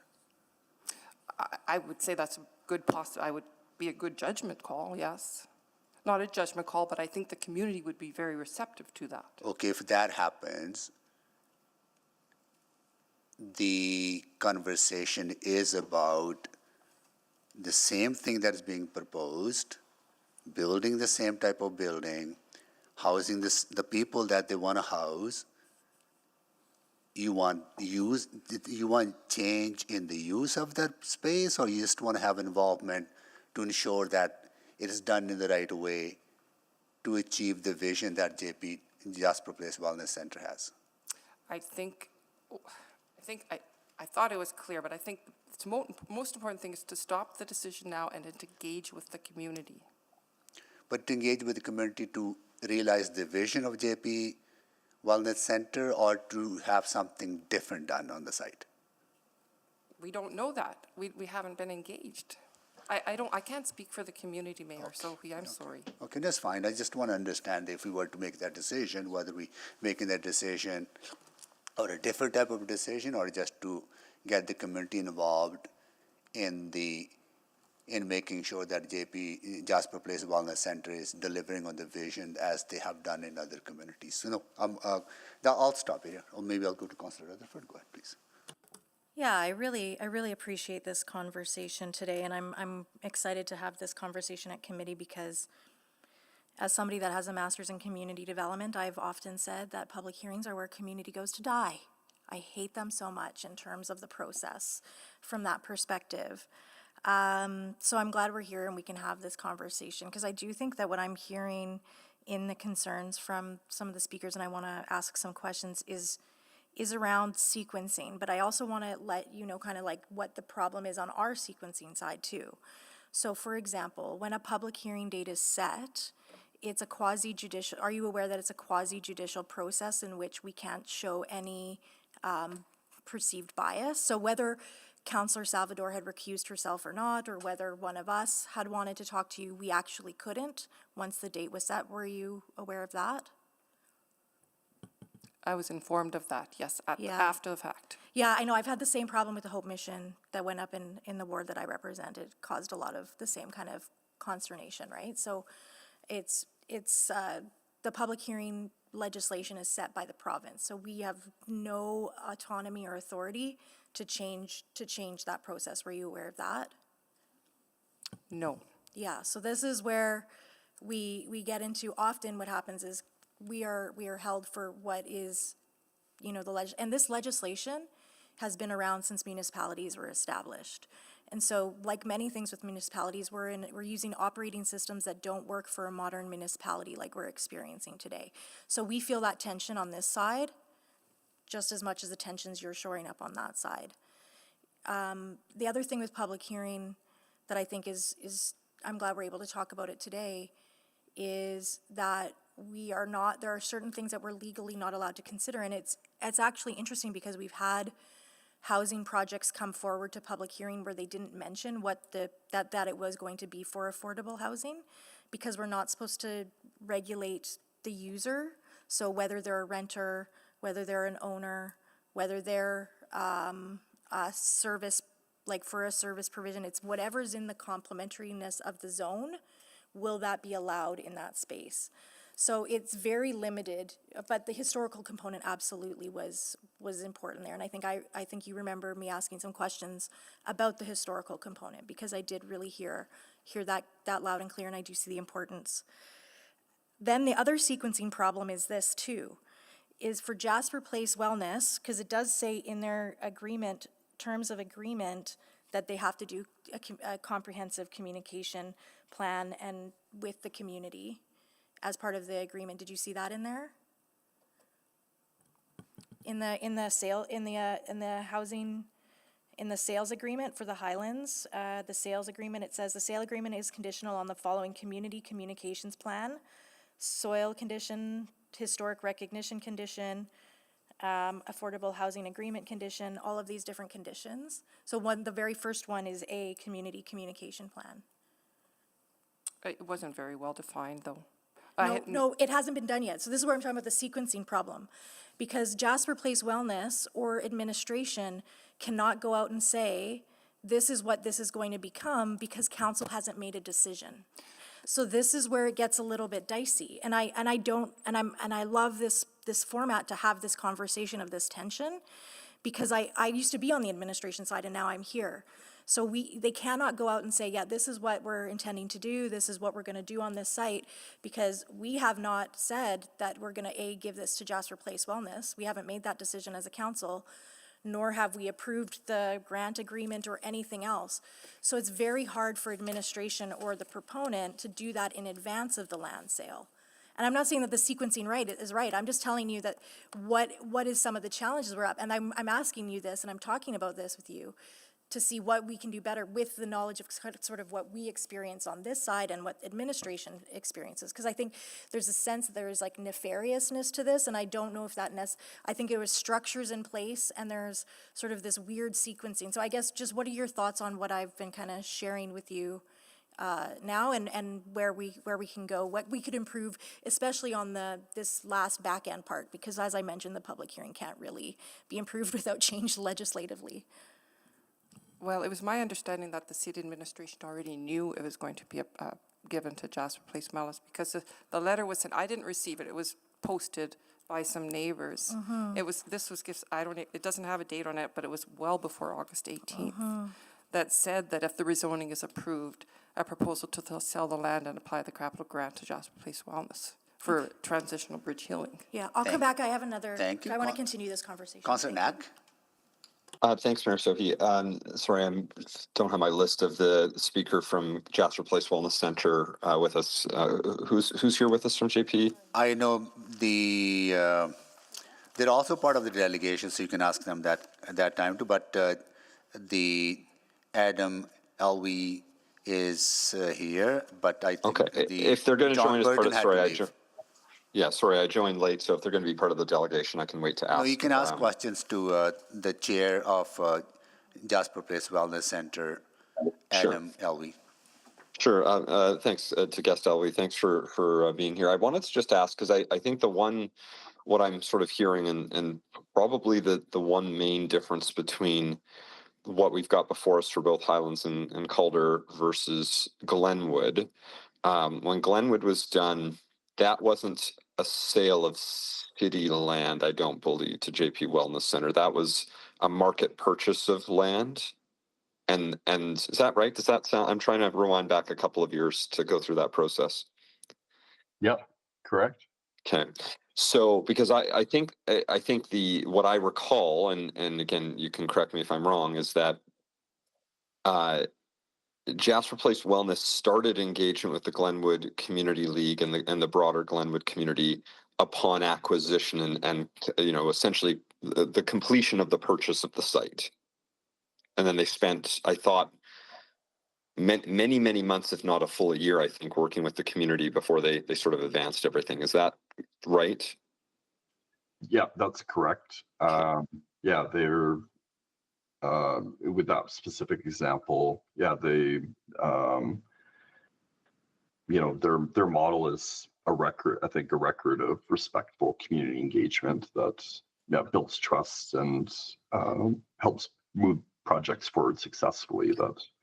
Yeah, I think the concern we're hearing is just sort of the order of operations, but and the big difference here is that even though, so in the Glenwood example, you still didn't engage until after you bought the site. That would be the expectation here. There would be a broad-based plan to get out into community to talk through this, like was done in the Glenwood site, because the Glenwood site is 3 of the 12 unit developments.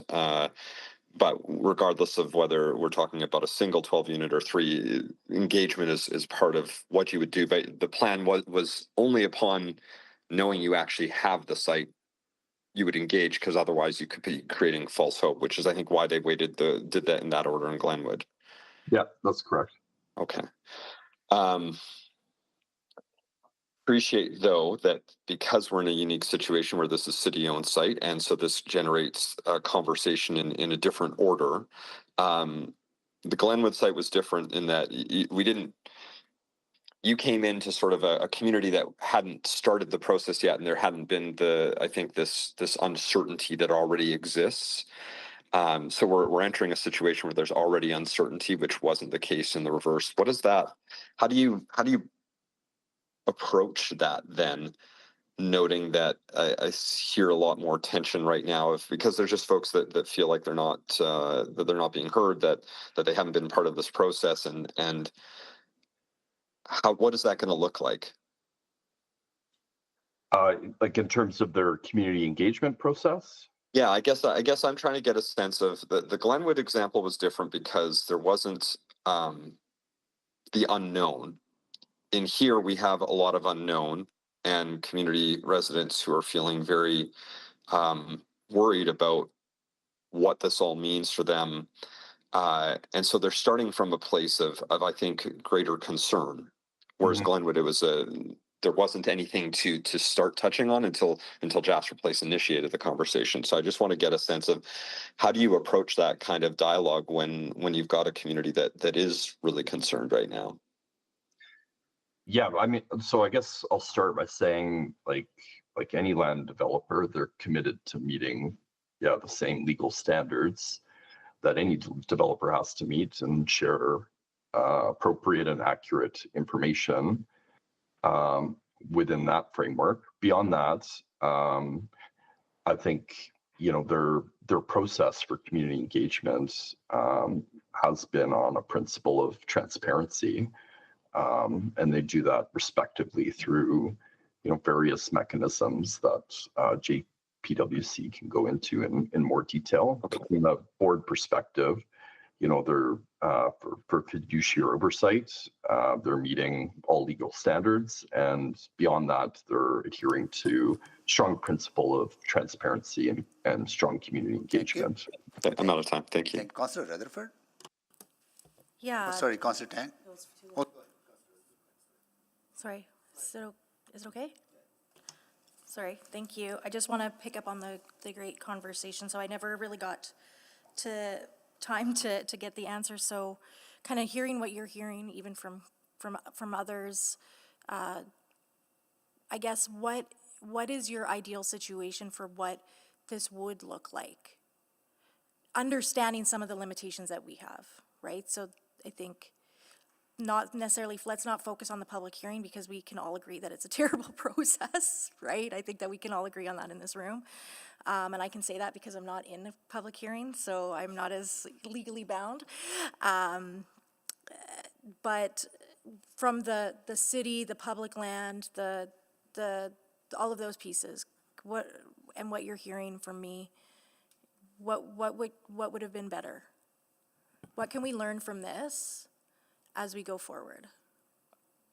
If you want me to answer on behalf of the community, what we've been hearing, not just me, everybody, is they would have liked to have had more information, especially based on the history of that conversation for that site. I think that's the crux of it, to tell you the truth, Councillor, is that when you're you're not promised, but it's indicated that this is going to happen and it never does. Yeah, and I think we, again, not speaking on behalf of my colleagues, but I definitely acknowledge that we're a new council, a new mayor, a new city manager, so there was obviously a ball dropped on circling back. Absolutely. I don't think anybody would disagree with that, right? 100%. So I wholeheartedly apologize. Thank you. For that. But the other tension I'm kind of feeling is around this, we talk about housing first and housing as a right.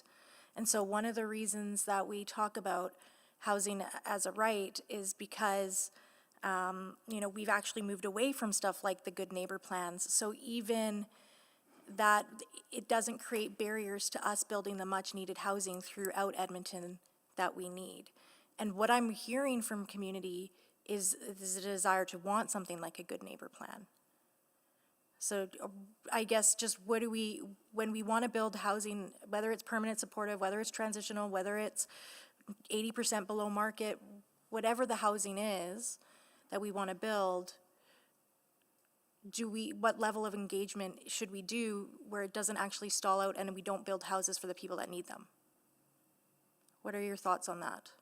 Because I don't think we've hit the right marks. I'm genuinely asking this as a question to anyone in community, because I see this tension and I want to try to alleviate that. Is, when the city plan was done and the mature neighborhood overlay was repealed, the intent never lived on, it seemed, and communities, they each have their own identity. We move into communities because of that identity. We buy in a community and like I say, no one here is opposed to Dr. Louis' vision, but it's just like you say, sequencing matters, engagement matters, and then the intent of like I say, of why we are in those communities. It does matter. It does, and I mean, everywhere I go, I hear that deep sense of community. And I'll give an example, again, Inglewood's a great neighborhood that I'm proud to represent in my ward. They have a supportive housing site that was opened recently, and they did engagement. The community league went to this housing provider and said, how do we make sure that these folks feel welcome in our community? And I'm hearing that same desire from the Highlands, because it sounds like a really awesome community of people that really do care about our Edmontonians. So I literally, as you were saying that earlier, I thought of the Inglewood example, because I think that's exactly what also you're trying to get to, if I'm understanding correctly. But in terms of the information, it is challenging too, because this is again where we have to sell, if we sell the land for $1, that allows whatever proponent it is, whether it's Jasper Place or Veterans House Canada in my ward that's being built right now, to leverage that to actually get funding from other orders of government, to actually have the funding to do the designs and to do the details. So sometimes they don't even have the details yet. That's why even in the agreement it says up to 4 years to build. So maybe, I think sometimes we have to also say, and I think what I'm hearing, and I'd be curious, is even just that honesty of where is the project truly at? Would that have helped? Rather than maybe saying we don't have the details, but saying, hey, we need this land sale to have, would that have helped? Well, the appearance of a predetermined outcome is very, very difficult for the community to digest. And I guess that sort of is the crux of the broken social. Thank you. Thank you so much. Okay, thank you so much. Really appreciate it. Thank you for joining us and sharing your thoughts. Now we're going to go to questions to administration as well as to the delegation who's part of the administration. I will start. Maybe I'll start with the Jasper Place Wellness Center. This is not you have done this in the past. How many bridge healing? We have 4 healing houses standing in Edmonton today. 3 are in Glenwood and 1 is in Spruce Avenue. Spruce Avenue doesn't function as bridge healing. Yeah. And you strive to, you engage community. You want community involved because you want it to be successful. And if community help you to make it successful, you actually strive to do that. Absolutely. It's part of our work is sharing correct information and inviting the community into what we're doing. So much like Glenwood and the project I just spoke about and Parkdale. We hold information sessions. We invite the community in. In the Parkdale session, we rented the community league and we invited everybody in and showed drawings and had pictures and our staff available to chat with people. It's absolutely part of our process. And it is very difficult to engage the community in this case because you don't know whether you will get the land transferred to you at below market, and administration will know whether committee will approve that transaction. You can't really start that conversation until that certainty is given. Correct. And now if this is approved by committee, then approved by council, what that engagement will look like with the community? Much like I just said, we will rent the community league multiple times if we have to. We want to limit that, of course, because it can be taxing, but we also want people to feel like they can come in and learn about what we're doing. Yeah. But what will not change is your commitment to house unhoused patients being released from the hospitals. Absolutely. That's part of our mission. Okay, got it. Dr. Francis Cuddy, thank you so much for your care, compassion, and leadership. You actually challenged us to do this a couple of years ago at a forum where you said, I was there, a couple of council members were there, and you said community will step up, JPWC will step up, and hopefully business community will step up if city finds appropriate land to build these bridge healing units. Yeah, I think the city of Edmonton really doesn't pat itself on the back enough for this project. If it wasn't for, I think it was this council, stepping up with that initial $325,000 to finish off the Glenwood buildings, this never would have happened. And I have colleagues from across the country going, how the hell did you get the city to give you free land? Yeah. And so everybody's got this problem throughout Alberta, throughout Canada, throughout North America. This model is going to be so successful as it continues forward, especially as Councillor Rutherford mentioned, it's so important to get a community like Highlands, and I spent some time with them, engaged because they're passionate. The only reason they're nervous is the same reason all of us are nervous. We're hardwired to live in tribes. And so there's a feeling that the tribe of Highlands has been threatened by something unknown.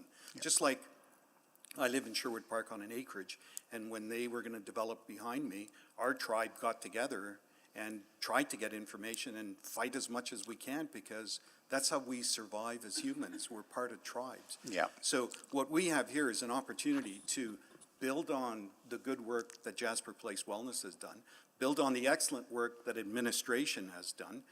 Maybe the permitting could get a little better, but the work that these gentlemen and women did is fantastic. And then with the foundation stepping up, I think the magic will be this. There are 375 neighborhoods in Edmonton. If each one of those neighborhoods had a healing house, that would get rid of your problem of homelessness overnight.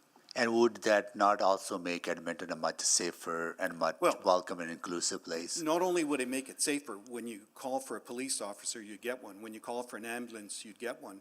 And I worked till 4:30 this morning in the emergency department, and when I left, there was still 50 patients waiting to be seen. And I personally had to discharge onto the street 6 individuals that were homeless. And when you're in the emergency department and you're given a diagnosis of homeless, your chances of dying in the next 5 years is 20%. So some of those patients I discharged last night, 5 years from now, will be dead. And so what the city has is, whether it's stumbled on or created a model that others can follow, you don't realize this, but you have a model here to not only end homelessness, but to engage communities and move these men and women through the healing houses into the community and to become part of the community.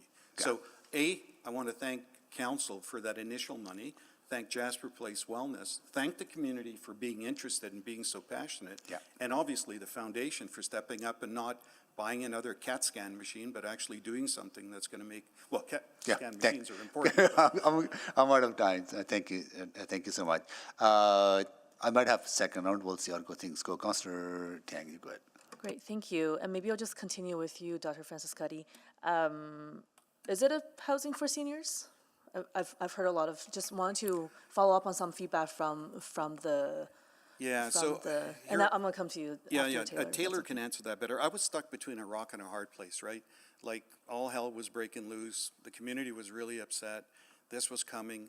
They asked me, can I come and say a few words? So I checked with Taylor as to what I could and couldn't say. And she couldn't say anything, as you said, because she didn't have the land. And then I did the best I can to try and make peace with everyone. I think we made a little peace, but yeah, Well, I was stuck that's okay. between a rock That's and okay. hard. Thank But you. seniors, yes. You will hope for some seniors to be benefiting from. Well, let me tell you, there's, and I don't think I'm breaking the rules here, we have an 88-year-old homeless senior at Jasper Place right now.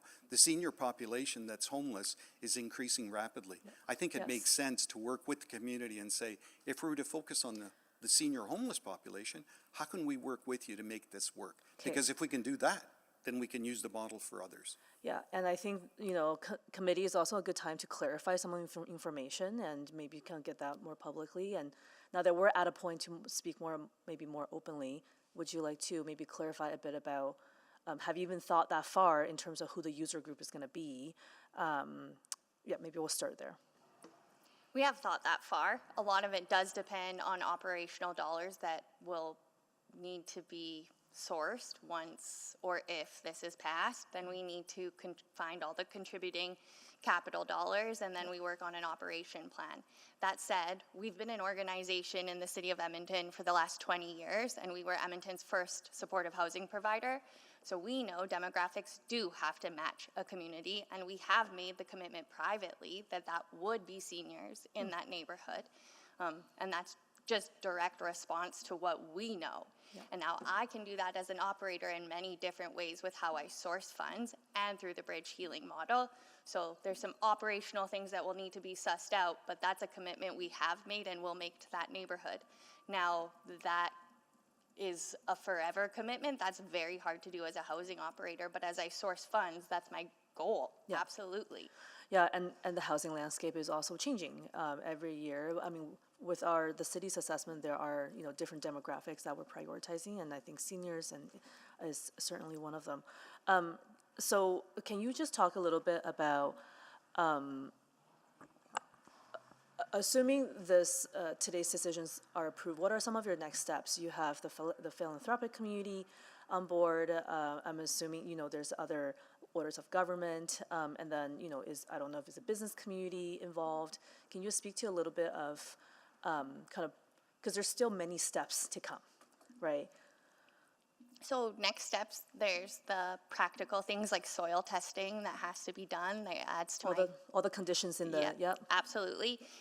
We need to source more funds, so the grant would allow us to we would leverage the city's funds if approved, and we would go to our capital partners, which would be the Government of Alberta and CMHC, and ask them to invest in this portfolio project we have, which is more than just Highlands and Calder. Right. And that's our goal. So we would then move in, once the capital is secured, we're able to move into construction just like we did Parkdale, which can move quickly, especially when there is interest from our partners. And working with the Housing Action Team, the city, and CMHC, we do think there is interest, especially because it's replicable and scalable. And where does the community communication plan when does that come in? That comes in basically after land sale. With Parkdale, we waited a few months after land sale to start that process. We need to get our drawings done so that we have a new site plan. Right. All of those things have to be progressed. So I can't you give need a bit more details in order to actually talk about it. Yeah, absolutely. And time frame to get my work done so I can share accurate information. Because otherwise, it's just a lot of speculations. Yes, for instance, every site is different, so though my building model is the same, the location of the building on the land needs to be decided before I can put up drawings of the building, because it's going to look different. This site's also interesting specifically in Highlands because it has a transit bathroom. So all of those things need to be sorted out, and that's part of our process and our true business as an organization. I think I'm going to run out of time here, so I'll stop there. Thank you. Councillor Cartwell. Thank you. So appreciate all the comments today, and I want to be really clear. I have no concerns or apprehensions around the efficacy of the model. The model works. It's proven. I know that because I've been sitting here for 8 years. Other people don't. And so there's a premise that's been suggested here is that we can't have a conversation with community until there's an approval. But right now, at this instant, there is no approval, and we're having a conversation with the community. So the premise is wrong. And I know this from my own experience. The Riverbend Community League has wrapped its arms around what used to be Capital Region Housing, which is now Savita Housing and Brander Gardens, for 20 years. The community has engaged. I have engaged with the greater communities of Terwillegar Riverbend to do a land swap. It took me 4 years to advocate to get a land swap so that we could get a housing site next to the rec center. And because that work was done, if Jasper Place walked into Terwillegar tomorrow and said, we're going to build one of these things right next to the rec center, they would be received with open arms because the work has been done. In Ogilvie Ridge, administration and Home Ed came before any agreements, before any land sales, and jointly engaged with the community to say, if these things go through, this is what you can expect. And to this day, Home Ed continues to engage in the community. It can be done if we want to do it. But this community is seeing one city department being pretty cagey in their view 10 days ago about what was really going to happen. And then something gets approved without all the details being publicly consumed, and now they're here. So what would the implications be of delaying this, referring this back to do engagement for a couple of months so that we can actually do what we say we would do, walk the talk of engaging the community? Councillor Carmel, is that a question for Min? It's a question for anyone. Okay. So maybe for our part, I'll just offer that it's been our practice on administration that we don't engage about the appropriateness of a site for affordable housing. And through our council-approved city policy, C601, it was actually amended recently by city council to remove the need for community engagement and replace that with transparent communication.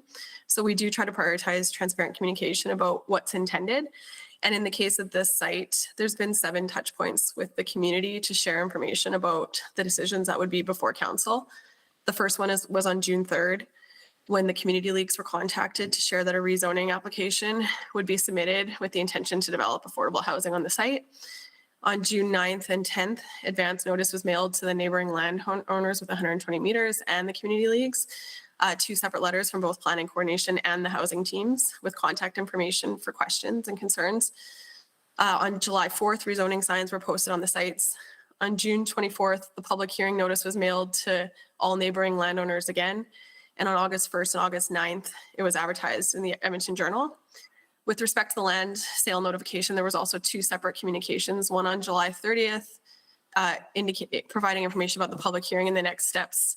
Notice mailed to neighboring landowners and emailed to the community league as well, which talked about the proposed below market sale and proposed capital grant for JPWC.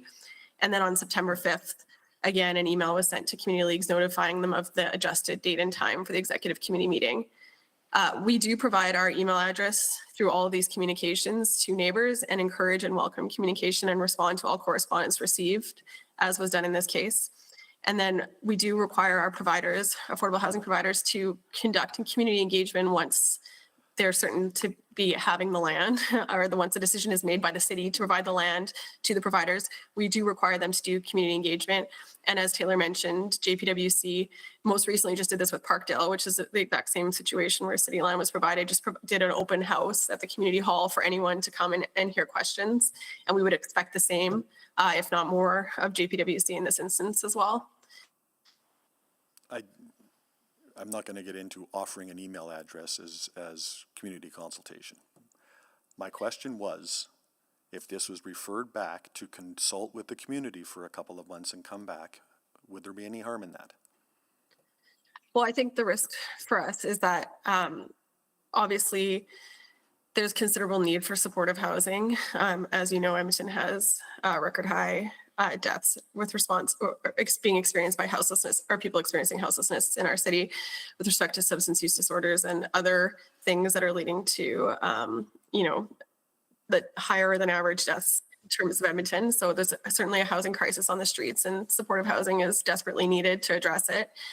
Beyond that, we also do have some targets that we've set for achieving affordable housing building permits in the next 3 years. And seeing progress on these sites will help contribute to us to achieving those targets in a timely way. As you may recall, we've received funding from the federal government to accelerate affordable housing delivery, and that's part of that commitment and target. So that there would be, risks towards that around delaying, given the need for affordable housing and the commitments we've made to other orders of government. Thank you. I have a referral motion to make when we come back. Thank you. Councillor Principe.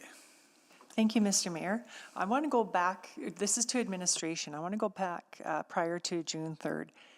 When did this specific lot become zoned RS? Because it was considered a pocket park at one time, correct? I'll leave the specific voting question to the real estate folks. Yes. But just on the pocket park question, Councilor Principe, just to clarify, there was, when the Building Great Neighborhoods consulted with the Highlands community a few years ago regarding the neighborhood renewal, one of the ideas that was put forward in sort of that broad community engagement was the potential to turn this site into a pocket park. But through that process, that proposal was not supported by the majority of people. And so they moved on from that and pursued different proposals. And it was indicated that the site could turn into a site for development. And then just on the specifics of the zoning change, maybe I'll get... Sorry, that was with neighborhood renewal? That's correct, yeah. How long has it, when was it considered RS? At one point, it was not considered RS, correct? Yes, and it would have been within the transportation network because it was being functionally used as a transit turnaround. Right. So when did it, when was it zoned RS? At what point? I'm looking that up for you. Okay. Yeah. Because my understanding from what I'm hearing from the community is when it was no longer used as a transit turnaround, when the city had intentions of zoning it to something different, that's when the community maybe thought they were going to be engaged. I'm not talking about about this proposal at all. I'm just talking about the land in general. Yeah. We've heard... Sorry, Go ahead. We've heard as well today, Councilor Principe, but we don't have any record in administration of that commitment being made. Okay, all right. And that was going to be my next question. Was administration aware that the community was told they would be communicated or engaged? And Ms. Kajenna, No. I heard no. Okay. So how did administration identify this specific area? And that was not, again, because it's, as Ms. Kajenna said, it's not a part of our typical process of engaging the community as to where it would ideally be located in their opinion? So first I'm going to start with a correction. My colleagues have informed me it's actually always been residential on that site, and it was previously used as transit turnaround, but it was always been residential. Oh, okay, good. Yeah. Thanks for that clarification. On that, we as administration are always looking at our land holdings on a continual basis, and those land management guidelines help direct us to do so. So when those go forward, they are circulated to all city departments, and then affordable housing is included within that. And at that time, it was in, I believe, late 2024 on this site, where it was circulated, and we had put ourselves with an interest, as well as ETS, for the keeping the washroom on site. And so through the land management guidelines as well, we worked through then what a compromise would be to do both. And then at that point, we started working forward to initiate a rezoning plan for how we would go forward with the site. I see, okay. All right, thank you. Thank you, Councillor Principe. We will be back at 3:45. Okay.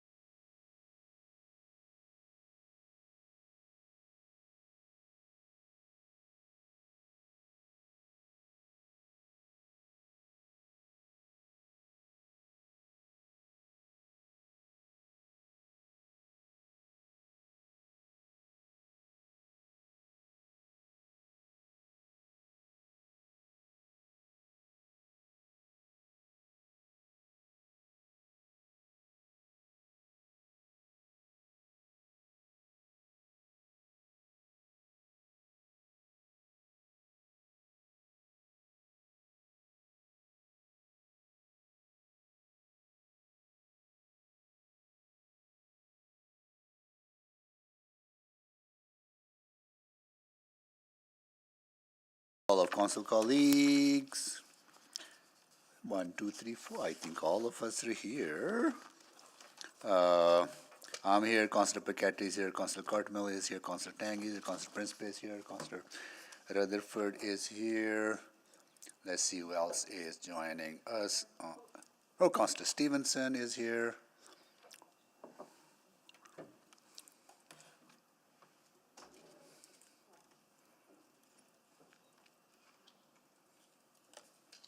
That is it for now. Councillor Wright is there too. Councillor Wright, you there? Hello. Okay, got it. Yes, I am. Okay. Councillor,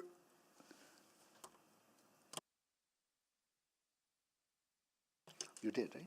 I have not had asked. You hadn't, Councillor, I have questions, I haven't asked them. yeah, I know, I'm just, Councillor Tang, you had one round, right? Okay. Councillor Cartmill has one round. Councillor Rutherford, then Councillor Stevenson. Okay, thank you. I'm going to focus my questions on Calder, because I know we've talked a lot about the Highlands, and my colleagues did a really great job of answering some of the questions I would have asked based on the speakers. So that's 2 lots, correct? Yes. Are they going to be consolidated, or are they going to be developed as 2 separate lots? From my recollection, and they'd be developed as 2 separate lots. 2 separate lots? Okay.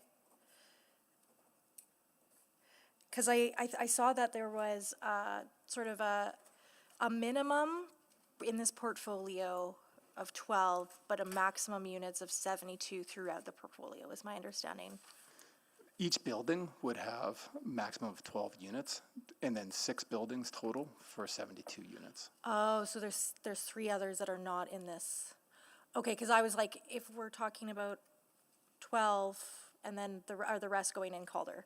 So that's what, it was a fair question, right? Yes, for clarity, there's 3 sites, and those would have 12 units each, and then there's 3 independently owned sites. How does site 13A, how is it allowable to have 12 units on that site if it's it would be mid-block? It's not, what is it zoned? It's higher than RS. Yeah, it was We rezoned just rezoned recently. it, yes, That's okay, right. sorry, thank you. Okay, no, that's helpful. And then, I think there's like kind of a tale of 2 communities here. Obviously, we've heard a lot, rightfully so, from the great neighborhood of Highlands, but this is something I run up against in my neighborhoods all the time, representing the north side, is that a lot of folks don't necessarily engage as frequently with city processes or even service provider processes.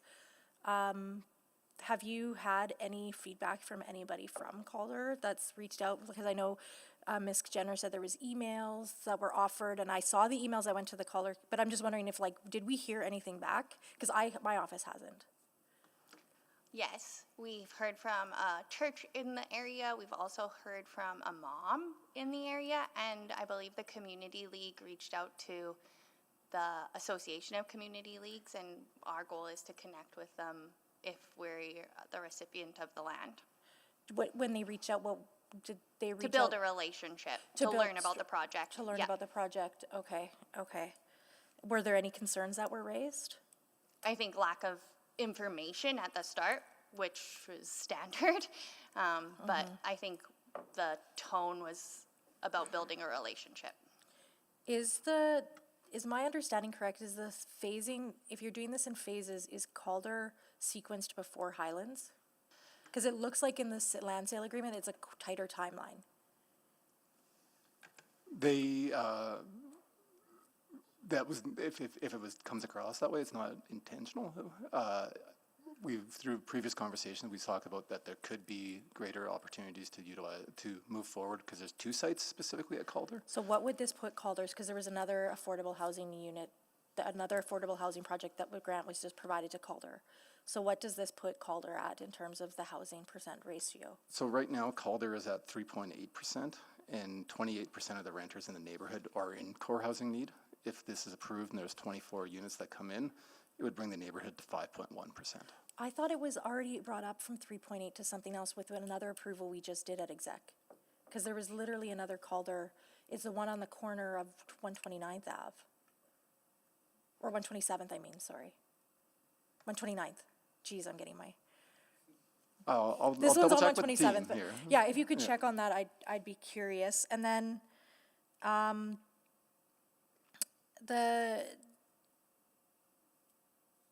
can you talk about, again, just for my own understanding as the ward representative, what can I tell residents to expect in terms of communication with the communication plan in this agreement? The communication plan isn't finished, but I can tell you based on our experience in the Parkdale neighborhood on the land that was donated from the city of Edmonton, we had volunteers go door knocking. The city sent out a notice of our session. We put flyers out ourselves to the neighborhood inviting residents to come to the session and learn more. We had our staff there available to talk. We had food and childcare available for people to attend, and we did it midpoint in the day, so if people are working or split schedules, we did our best to absolutely accommodate because we know people want information. Okay, thank you. Thank you, Councillor Stevenson. Yeah, thank you very much. I've appreciated being able to listen in on the conversation this afternoon. Just to our administration, when we're looking at surplus land, do we ensure that it's suited for its purpose? For example, not all parcels are going to be appropriate for housing. Is that part of the analysis that goes into making these decisions? Yeah, as part of our work through reviewing different sites, we also look at the capacity of servicing within the area, and then we also, at times, will invest further dollars to increase capacity if it's required. And also just general suitability in terms of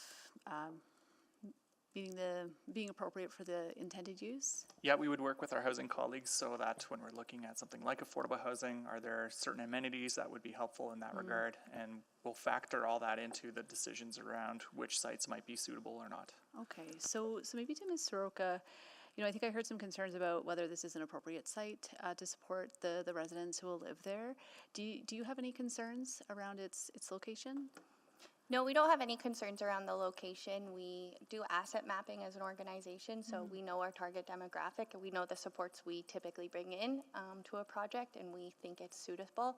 We also look at housing as essential infrastructure itself and believe that you don't wait on other essential infrastructure to build new essential infrastructure.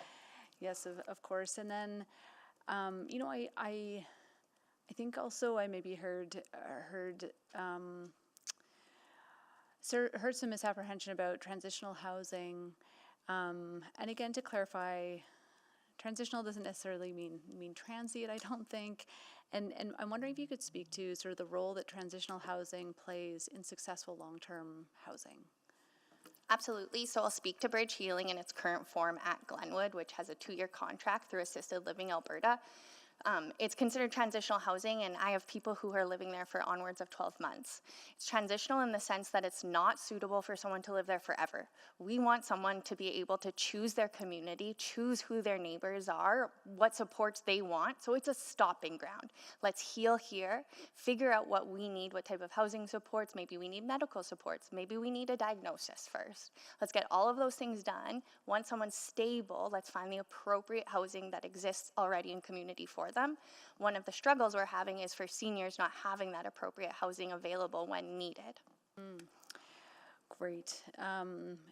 So again, that seems like a fairly long-term resident, and again, the purpose is to make sure that where they're ultimately being placed really meets their needs. And again, this stopping point, as you say, helps ensure that can happen. Yes, stabilize and build towards a goal of the future. Some hope in there too. Great. Thank you so much. I'll leave it there for now. Thank you, Councillor Tang. Great, thank you. I just want to pick up on a thread that was started earlier. So, Crystal, if I heard you right, if this project goes back to the community for engagement for a few more months, the risk to the city is around just delayed activation of city land for housing projects that we have identified as priority. That would be one of the risks, but I think there's other risks involved too. And most notably, we do have some goals that we're trying to hit in terms of affordable housing building permits before in November 2026, and as part of our housing accelerator fund agreement with the federal government. Right. Maybe over to Taylor. Can you speak to a bit of the risk there? Or what do you see any risks? Well, risk's a big word, so I hesitate on that a little bit, but Bridge Healing currently operates usually at about 103 capacity. So there's not often a time where someone can get a space in Bridge Healing. And when we have people who are staying 10 months or longer in the space, that means there's people staying outside. That means as winter's coming, people are losing limbs and dying. The faster we can stop that from happening, and we know how, we have a proven model how to do that, the sooner we do it, the less people will die. My friends, my neighbors will die outside this winter if we don't have appropriate housing for them.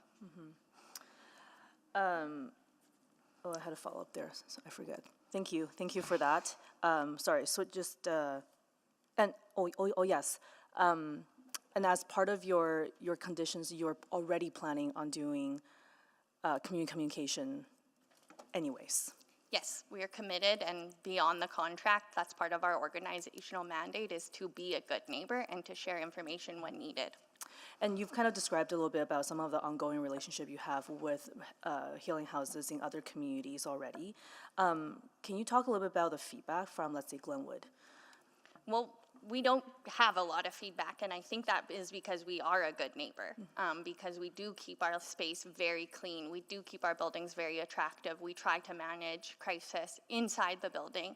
So transparently, the feedback on the program hasn't been very much. The feedback has been wanting more affordable housing. Right.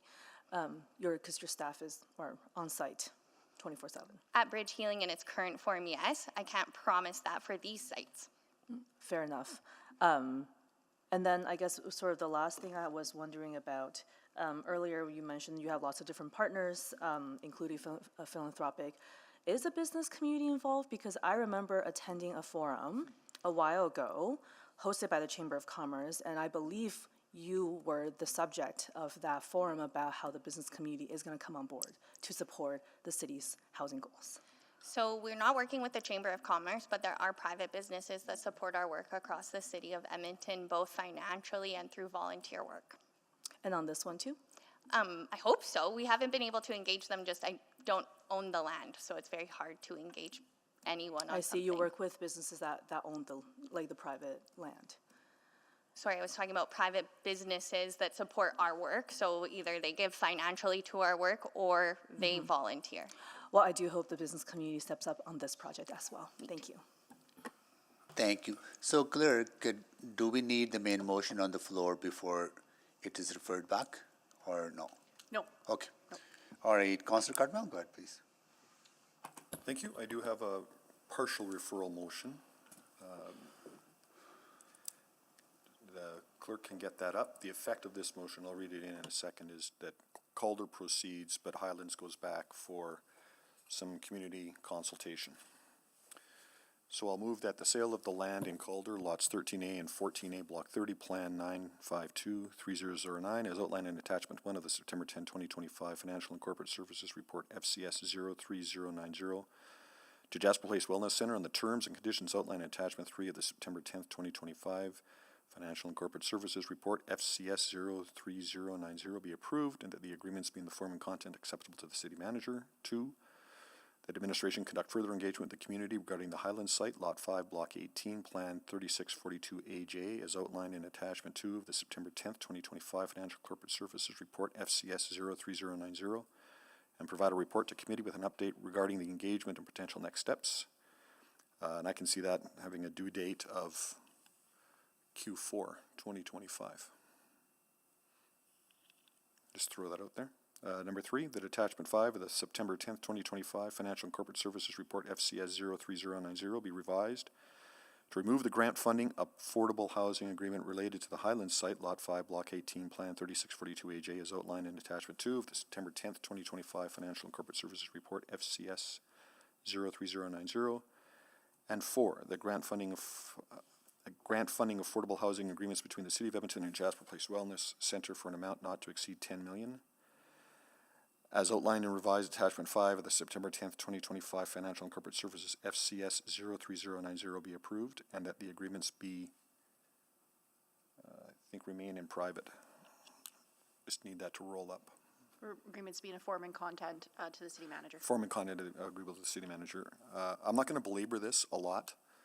I'm going to say that there's been a number of points raised here through questions. I think that Jasper Place does just excellent work. I understand the concern around timeliness and urgency, and I agree with all of that. That is why in my own work I have done all I can do to find a way to bring some of these facilities, some of these developments into the ward that I have the privilege of representing. And because that work is done, these kinds of things will be welcomed in those spaces. I don't think this takes very long, but the conversation we've had here today is not generally understood by the public. It is not generally understood by people about what's going to happen in their community, about all the good work, about the urgency. And if we go and have a conversation with the community that outlines that, these things become a lot easier to manage. And for the life of me, when it comes to city-led projects, and I'm going to be a bit provocative here, the reticence to just go out and do something in the community a month or two before it gets to this table, I just can't figure out what the problem is there. Because when I've insisted on it on the projects that come to the community that I represent, they go well. We don't get hundreds of people showing up to a public hearing for, and wondering what's going on and wonder what might happen on a site. It's all there for the consumption in the community. So I think that we use urgency as a bit of an excuse to not go through this critical step to bring community with us. And I think that's got to change. And so, again, not going to belabor it. If you don't agree that we should delay, then vote against this and off we go. But I think we've heard a lot from the Highlands community that they don't feel like they've been informed all the way through this journey, and I think we should correct that. Thank you. Thank you, Councillor Cardinal. I have a process question, Clerk. Part 4 is actually Part 2 in the main motion, right? Yes. So if this fails, then we can move Part 1 and Part 2 together. Like failure 4 doesn't preclude us of moving the main motion. Yes, we wanted to provide Councillor Cartmell with a complete motion Yeah. that would deal with the item, but yes, if you vote down part 4, you may have to think about whether or not it was an actual disposition of part 4, or whether or not we can move another motion that puts it back on the table in relation to both sites. Yeah, so I just want to make sure that we, as chair, I'm clear, because I exempted this. With the failure of this, I'll be able to move Part 1 and Part 2 together as originally proposed by administration. I would say you can, because this actually is to revise attachment got 5 and then approve a revised, Got and you would be approving an unrevised. Got it, okay. Any questions on the referral or to speak? Just a question on the Go ahead, Councillor. process here. Well, Councillor Paquette, go ahead. Yeah, if we could make it extremely clear which parts are the motion that is recommended to move forward, for example, and which part of the motion is for deferral, and have it extremely clear and separate, that would be very, very helpful. Not just for councillors, but also for the public. Sure, I can run you through what effectively this will do. Part 1 would approve the sale of Calder, which is as recommended by administration. Part 2 would direct further engagement regarding the Highland site and generate a report back to committee on the results and next steps for that site. Part 3 is simply to carry out the intent there, would revise the existing attachment 5 to remove the references to the Highland site from the approval of the grant funding agreements. And then Part 4 approves the grant funding agreements for as recommended, except without the Highland site, which could be dealt with at a later time. Okay, Mr. Mayor, it just seems a little, things are a little bit too interlocking on this, and I would like separation.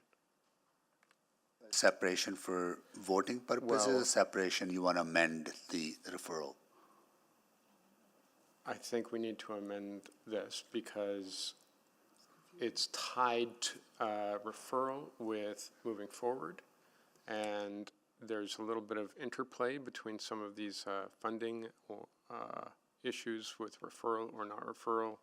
that I don't think is very clear for voting purposes. I think that either we have a motion, because I'm worried that, okay, let's say this passes, then there are things that are not in the original intent in the report that go forward, but if it fails, then there may be things that are supposed to be in the original intent in the motion that do not go forward, and that's my apprehension and frankly confusion, and it could just be me. Yeah, that's why I sought clarity on your last point, that if this fails, we can still move the main motion to move ahead. Okay, So maybe it's so- the first part that you're needing clarity on, right? So if this fails, then Yeah. we just revert back. Yeah, we can, that's what I just want to make sure that's clear to the public and to me. Yes, so this is effectively a revised form of approval. If this Well, fails, there's yes. nothing on the floor anymore. You can put forward a full approval as recommended by administration or any other new motion.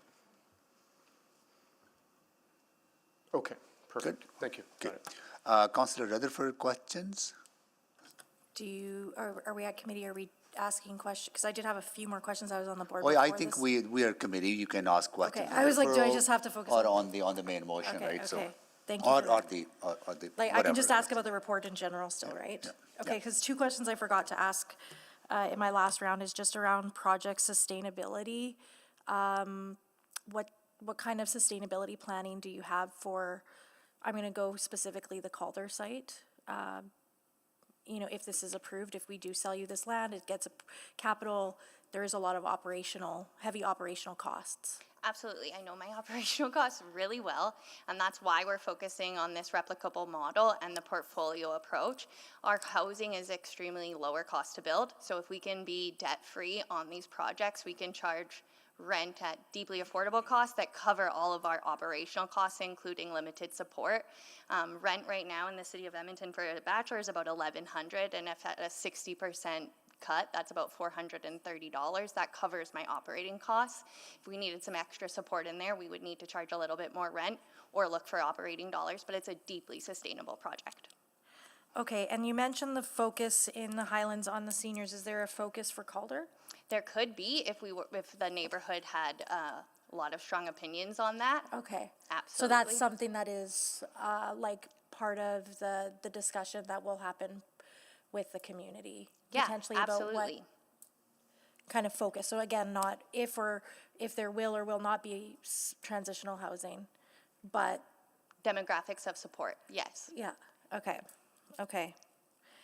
Can I be careful in that? Because operating dollars obviously matter, absolutely, but we want to be a neighbor that works in the community. But I heard the same thing, right, with the Hope, I mean, I've recently dealt with this with the Hope Mission in Dover Court, or not Dover Court, in the industrial area next to Dover Court.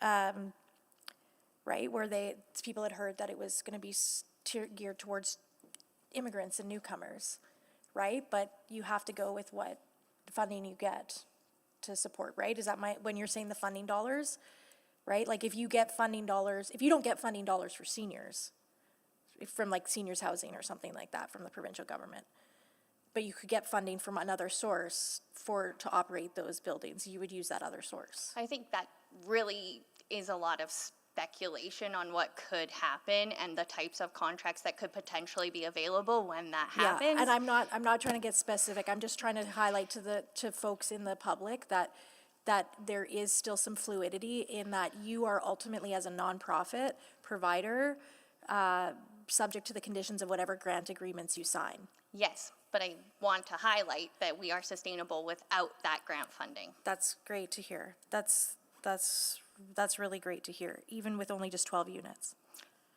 Being 12 units specifically and knowing my operating costs, if I don't have debt attached to that building, Okay. yes. Okay, that's helpful.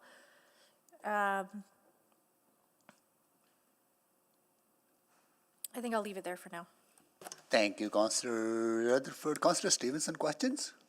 Yes, just to the mover, so I can further understand the intent. Would the engagement be to inform going in a different direction on this site? No.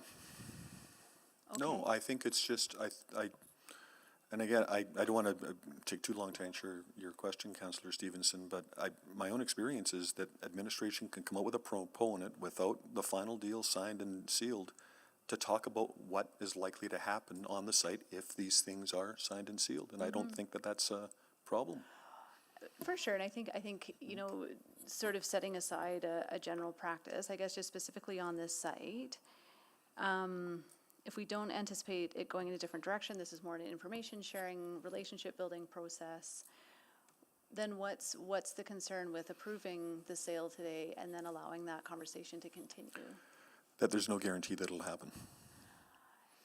And it's cart before the horse. It's process. You know, we should be telling people what we intend to do, particularly when it's so interwoven with different administrative departments. Okay. That this is the intent of the civic government is to do this thing. Okay, so you feel that there's a risk that the engagement won't happen, and then what are your thoughts just in terms of the risk of losing the last tranche of the Housing Accelerator Fund, around $43 million? Well, I heard years, and I'm suggesting taking several weeks or a couple of months. I don't see that as a risk. Okay, thank you for those clarifications. So maybe just to address those risks, Ms. Soroka, are you committed to doing this engagement?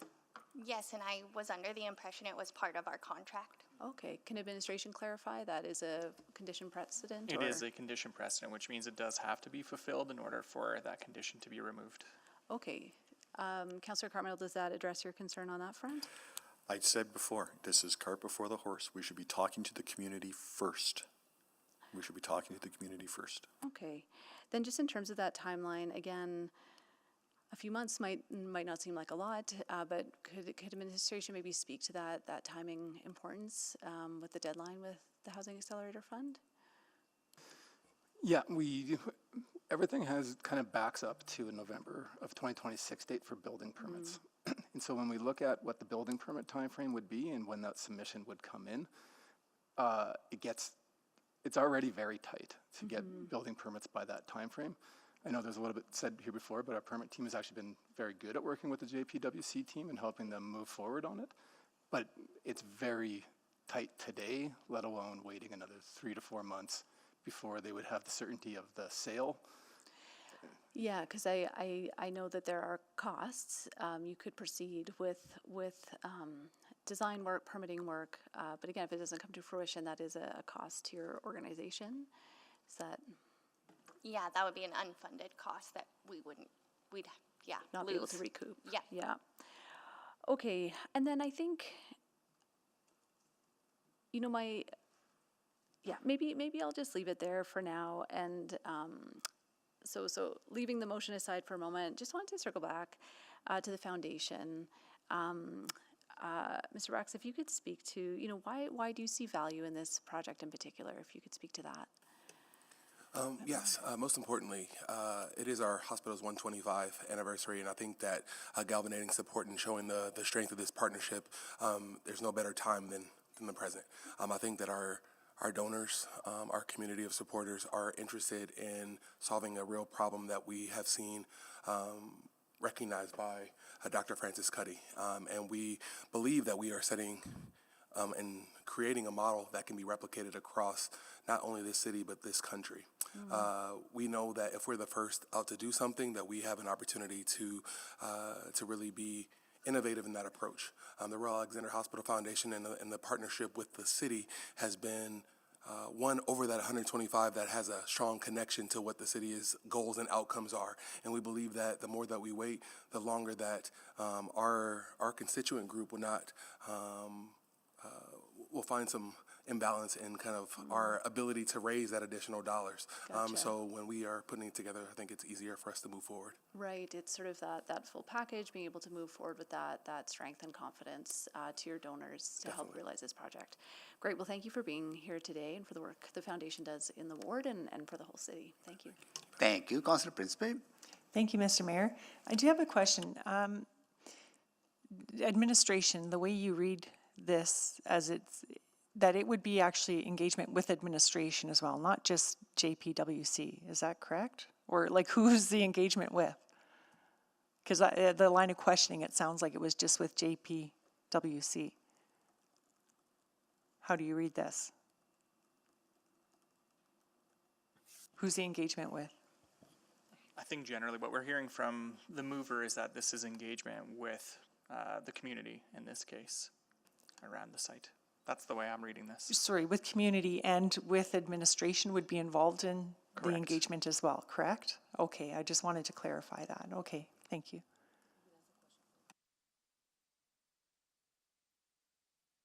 Okay. Okay, so I just to make sure so administration, if this is approved, administration will conduct engagement with the community, not JP. It would be administration, and I just want to highlight as well that we cannot engage right now prior to the election period, so we wouldn't be able to start until post-election period. Post-election you'll start, but it'll be administration doing the engagement because the land is not transferred to, it would not be transferred to JP Wellness, right? So that decision of transferring land would still have to come back to committee with the recommended proponent to do that. So I just don't know why, like, unless we are giving a conditional approval, say we're going to approve the land sale, then ask for community consultations. I want to make sure it's clear that we are not putting onus on JP Wellness to do the consultation without giving them the certainty that they will have access to this land. Yeah, so my read of this is that the Highlands site is not being approved for sale through this motion. Administration is the party that will have to move forward with further engagement with the community regarding that site. And so when we come back with the report, I would anticipate that we'd have a similar recommendation to what we currently have, which would be to seek approval for a land sale below market, as well as incorporating the grant funding through an affordable housing agreement so that we can ensure that there's affordable housing units that are subject to approval of the committee. Correct, yes. But community can still come oppose it, right? And still raise concerns, not be satisfied with the consultation. And then decision could be not to sell it to Jasper Place Wellness. It would be subject to council's decision at that time. So we'll be back at correct where we're starting here today. Okay. Okay. All right, so that concludes the questions on the referral not to speak.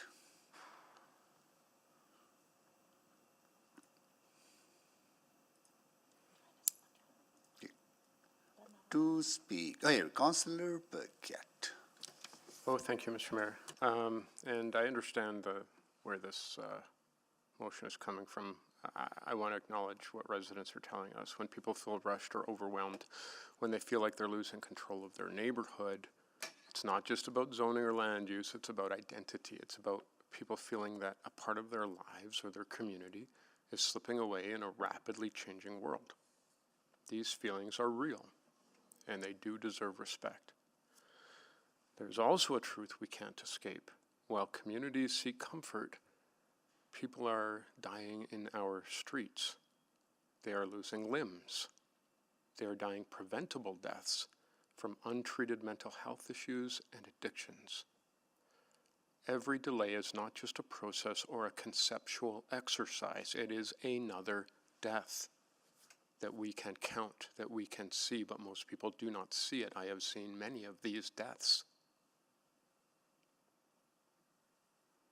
It's another amputation, another family broken.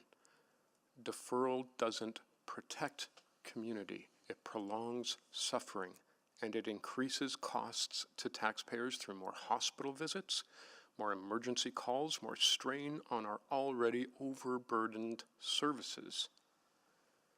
And Jasper Place Wellness Center has already committed to engaging. And they are the folks who could actually consult and provide the correct information on the project. And this is not just Edmonton's challenge, what we're facing here. As a central hub for northern Alberta and beyond, people in crisis are being sent here every day from across the region. Other municipalities with fewer services rely on Edmonton to take the burden, and we do because that is who we are, and frankly, we don't have any mechanism not to do that. But it means the pressures on our city are multiplied. Council has no control over who arrives, but we are expected to carry the load as Edmontonians. That is why we need more than municipal action. We need a coordinated municipal, provincial, and federal approach.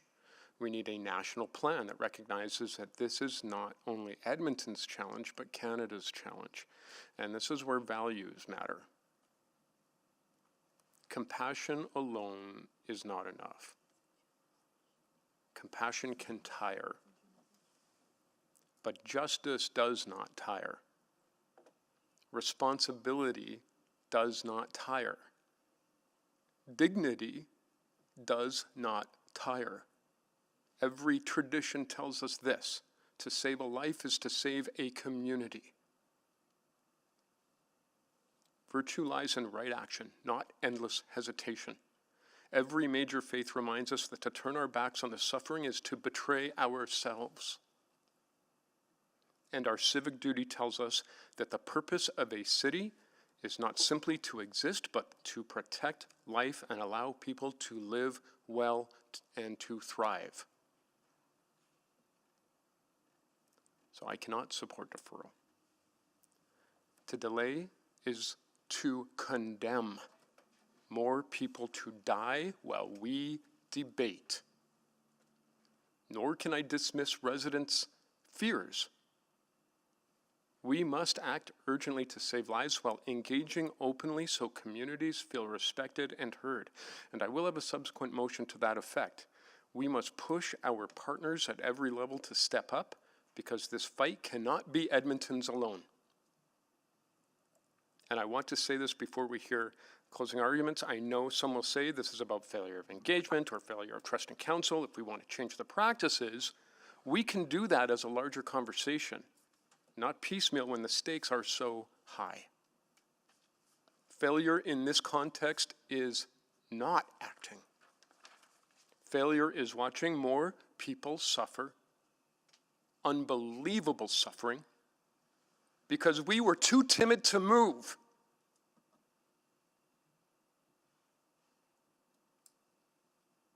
Trust is not built by delay. Trust is built when people see their city act with courage, with honesty, and with humanity. Action with compassion. Urgency with respect. Local courage paired with national responsibility. That is the path forward. I will not entertain any further delays. Thank you, Councillor Paquette. Councillor Rutherford. Thank you. I mean, obviously I'm compelled, even though I'm not on committee, I can't vote on this motion on the floor. I'm compelled to speak because it pertains in part to an area that I represent, and I think it's, you know, we talk about we have to have a bigger conversation to change the practice. We did intentionally change the practice. And I want to remind my colleagues of that. Because we know, we have heard even to now, whether you've been door knocking or getting emails or all the information feedback loops that we're getting from Edmontonians are telling us one of their biggest concerns in our community is homelessness and safety. Period. We have an opportunity before us right now to show a proven model that will help the situation for at least 72 individuals in cycle for as they go through this transitional housing. So perpetually more than 72. We hear people say, housing first, housing first, housing first all the time. Housing first means that we don't ask for consent. And I'm probably not making friends in community right now, and I'm being very courageous in even saying that, quite frankly, but it is the truth. If something is a human right, we don't debate a right. A human right is not up for debate. Can we have conversations and engage with community about how we welcome in these neighbors into the space? Can we have conversation about the operations and provide lots of comprehensive information at the time that we have that information? Absolutely. But we made the intentional choice to say we do not stigmatize any other group by asking for a good neighbor plan, but people that are unhoused. Councillor Paquette is right. You know, like, I tried to look up quickly, but I know it's somewhere in the high to mid 200s. People died on our streets in Edmonton in 2024. We heard the doctor himself say that he had patients that he discharged 6. 20% of those will not live in the next 5 years. This is life-saving. But there's such a power dynamics at play that I have to also unshore in this conversation. Because the fact that we're sitting here and we're creating a separate process for one neighborhood that we're not going to create for another neighborhood because they didn't have people to come here and speak shows the power structures at play. Administration said 24% of people in Calder are in core housing need. That's just in core housing need. That's not the people that are on the cusp. That's not the blue collar people that are probably doing shift work and just trying to live their lives. They do not, I struggle to get engagement from some of my communities because they're just trying to live their lives. So we've now put a motion on the floor that says, well, if you come and make a big enough fuss, we'll make a process for you. It has to be about equity. So if we are going to approve this motion on the floor, which I hope we don't, but like if we do, I think we really have to think about what Councillor Paquette said. It does have to be a bigger conversation because the premise of the zoning bylaw, the premise of this council, the premise of everything we've done to this moment has been built on equity. Not necessarily equality, but equity. And this is clearly not working. And I want to highlight that the mover talks about using urgency. Urgency is one of the biggest tools that oppressors actually use. It's actually, if you ever have read anything about oppression, a powerful tool of oppression is urgency. And I can't help but think about the urgency pressure we had to approve a deal with the Oilers Group. And there was no problem about that level of urgency, but this too urgent, too fast, when people are dying. I'm done. Thank you. Thank you, Councillor Tang. Okay, well, I wasn't gonna hop on the board, but I'll just speak once on this overall report, because I thought my colleagues captured well, just maybe from a few more practical perspective. I guess for me, I'm not gonna support the referral of the Highlands site. I think if we need to move forward, given that this is a portfolio approach, I don't understand why we would need to break that up. I think that defeats the purpose of a portfolio approach, number one. I guess I'm not clear on what further engagement would really elicit beyond what different engagement methods have already been done, number one. And two, there are already planned, required community communication that is forthcoming. I am aware of some of the subsequents about some of the heritage aspect of this, and I think there is no shortage of conversation about what's going to be happening in this community for this site. And rightfully so. I think, if community members want to get involved in the future of this particular site, of the future lives of neighbors and of the neighborhood, there will be lots of opportunities to continue to shape that. I maybe just I want to share sort of the flip side of proactive engagement. I think we've heard from some of my colleagues about that they have worked hard to engage proactively. I have as well with some of the site in my area, almost too early on without any firm information at a time when people want the design, the details of who, that we weren't actually able to provide. And at the end of the day, you actually set false expectations. And I don't think that's a good outcome either. So I think there's been a lot of tensions highlighted with sort of general city processes. And I understand that can set up a lot of anxiety. But when we try to get ahead of that, there is downside to that as well. So I want to share that. So for some of these reasons, and I think just practically in terms of the delay post-election, et cetera, et cetera. So this isn't going to be just a few weeks. I think those will be many more months. And I just think practically it's not ideal for some of the goals that we are trying to achieve. After all, we did declare an emergency on housing and houselessness. I don't see that as an excuse. I think that this is one of the pieces that will help us to achieve those goals. That's all. Thank you. Thank you, Councillor Tang. Councillor Stevenson. Yeah, thank you very much. I'm also not a member of committee or able to vote, but I did want to speak to this and encourage my colleagues on committee to not support this motion. I think this is actually a rare situation where we can vote no on this, defeat this motion, and still know that meaningful conversations and relationship building will take place. That's baked into the sale agreement, and also I have the utmost confidence in Jasper Place Wellness to do that work and do it in a good way. By defeating this motion today, it also allows that engagement to be more meaningful and certain, which I think is a critical part of the discussion. Because as highlighted by the mover, the outcome is not expected to change. The plan is for this land to be put to use for bridge healing housing, a vital initiative for the safety and well-being of our whole community.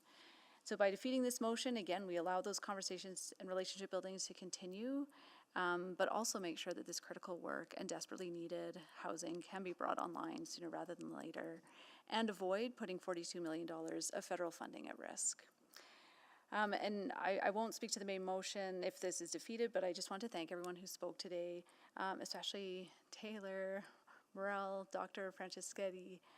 Really value the work that you do, and I'm very grateful for you all coming and speaking so eloquently today. Thank you. Thank you, Councillor Stevenson. I also have full confidence in Jasper Place Wellness Center to undertake consultation with the community. They have done that in the past, and they will continue to do into the future. I also want to thank Dr. Francis Curry and everyone else who's been involved, but particularly Dr. Francis Curry, because he challenged us to think differently 2 years ago. I was there, part of that session that was organized by the Edmonton Chamber of Commerce in their effort to organize business community to support city's efforts and communities' efforts to end houselessness in our city. And since then, city has been stepping up, or before that as well. I think we really bought into the model of Jasper Place Wellness Center success. And Doctor challenged us to allocate land, and that others will start mobilizing. Unfortunately, Chamber of Commerce has not mobilized on this as much as I expected them to, but that's a different conversation to be had. This is a proven model. This helps people heal. This helps make communities better. It helps make communities safer. Whenever I'm sitting in this chair and talking about affordable housing, supportive housing, one experience that drives me comes to my mind all the time. That experience was when I was a city councillor. A mother of 3 kids called my office. She was being evicted from a shelter, and she was desperate for help. She lived in Millwoods at one time, so she thought I was her council member. And I'm glad that she called, because we were able to work with Homeward Trust and other agencies to provide her a stable place to call home for her and her 3 kids. And I run into that woman often in my interactions with the community. And last time I saw her was at a pizza shop where she was working as an assistant manager of that facility. The way she was able to turn around her life was because she was able to have a stable, supportive place to call home. That turned around her life, that turned around her kids' life. That is the power of housing. When housing is provided with the right support. We know that our emergency systems are clogged with patients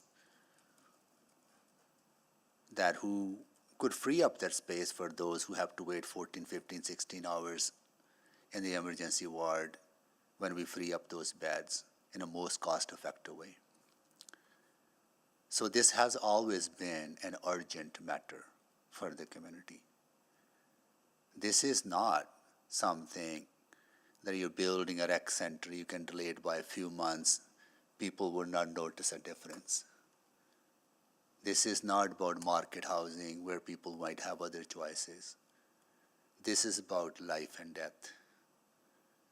Few months delay means severe consequences for people who are struggling on our streets. I think those of us who are fortunate enough to have a place to call our own, we live with certain privileges that many in our community don't have those privileges. And as a leader of the city, I feel that it is my responsibility to be the voice of everyone. But more importantly, be the voice of those who are voiceless. And there are many people in our city who are voiceless. They can't come to this place to ask for housing. If they did, I wish they did. Would they sometimes they do through community engagement? But I think those underprivileged, marginalized voices is something that drives my work. And I always keep them in mind. I think this is one of those times that those voices matter, and those voices need a place to call home. And this approval will give them the place that they deserve and they need. It will make our community a better place. So I'm going to support the original motion as recommended by administration, and I'm going to encourage my colleagues to defeat the referral. Okay. Councillor Cartmel to close. Yeah, thank you, Mayor Sohi. So, it's clear that this motion is not going to pass, so I'm not going to belabor this too much. I'll just address a couple of the comments that were made here. I did privately, through our chat, seek some guidance on the equity question around Calder, and I did not get any commentary back one way or the other. So I'm disappointed with this, the notion that's put forward that I'm separating one community from another, and not putting an eye to that. I have talked to a lot of communities, I think we all have over the last several months, and there is great nervousness out there about what's happening in community. And unfortunately, really good things like this are getting conflated in that conversation. And we're seeing communities that are contemplating restrictive covenants and restricting what might happen across communities. Those, if they are taken out, are indiscriminate covenants. They don't separate out nodes and corridors. They don't separate out supportive or affordable housing. They don't separate out, good architecture from bad.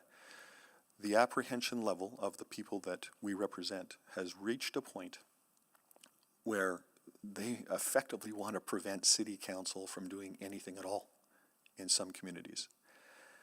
And we need to remember that, we need to acknowledge that, and we need to do a better job of communicating. It has been my experience that when it comes to administrative-led housing projects, that it's always urgent. If we don't do it, we're going to lose the funding. If we don't do it, there's going to be other consequences. I appreciate that. But I cannot believe that this conversation around what this site might be, who might actually operate it, what the conditions of operation might be, what City Council will be asked to approve, started it 10 days ago, or 2 months ago, or 6 months ago. And I do not accept the premise that we cannot jointly go out to the community and have a conversation, particularly on projects that are city-led.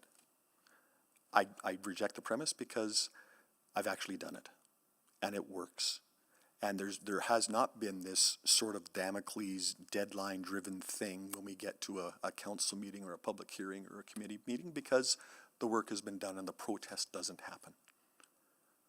In other words, this could have been brought to the community, the Calder project could have been brought to the community, and a conversation had in general terms about this is what we're thinking, what is your reaction? Because all of the really good points that have been made here today, the urgency when it comes to health considerations, the urgency when it comes to shared funding and partnerships with other levels of government, all of those are really pertinent, valuable, supportable points and circumstances. But the people that we represent aren't hearing them because we're not engaging, we're not listening, we're not talking to them, not about just this, about anything. And so when they come back, the trust has been lost. And we don't take the opportunity to try to gain that trust back. We don't take the opportunity to try to tell this story. We don't. You know, I've got anecdotes too. You know, 2 Christmases ago, there was some people evicted from a capital housing development in the ward I represent. Minus 28, a family of, I think, 9 people kicked out. And myself and the local MLA advocated to the administration of that community and stayed on them to try to change the way they approach their rentals, to try to change the way that they approach how they deal with their clients. Changes happened. Changes were made. Administrative changes were made. People were replaced. It worked. The MLA I worked on that seems to have forgotten that. And the reason it worked and the reason it came to us is because advocates in the community that knew what that facility provided were able to not only advocate for the facility and have the community wrap its arms around it, but actually advocate for a family that was in really serious trouble. When you bring the community with you, the community will support all of the people of the community. There are some people in Highlands that know what they think might happen here, and they're pretty supportive of that.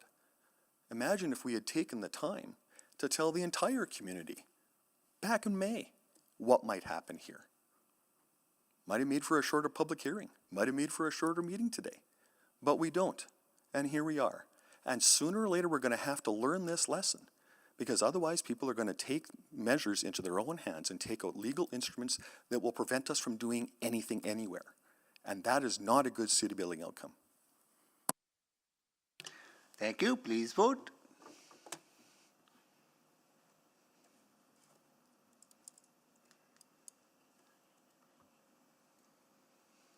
We have all the votes. Display the votes, please.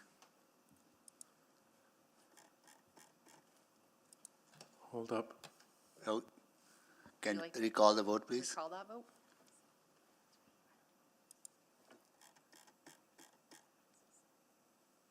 I'm used to being agreeable.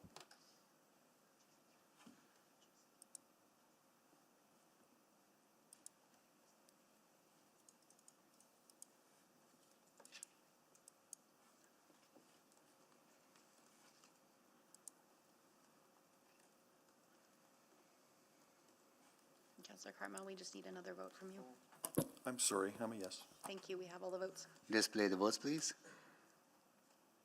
That is defeated, and I will move a recommendation that the sale of land in Calder lots 13A and 14A, Block 30, Plan 952-3009, and Highlands Lot 5, Block 18, Plan 3642A, as outlined attachment 1 and 2 of the September 10th, 2025 Financial and Corporate Services Report, FCS 03090 to Jasper Place Wellness Center on the terms and conditions outlined attachment 3 and 4 of the September 10th, 2025 Financial and Corporate Services Report be approved, and that the agreement be in form and content acceptable to the city manager.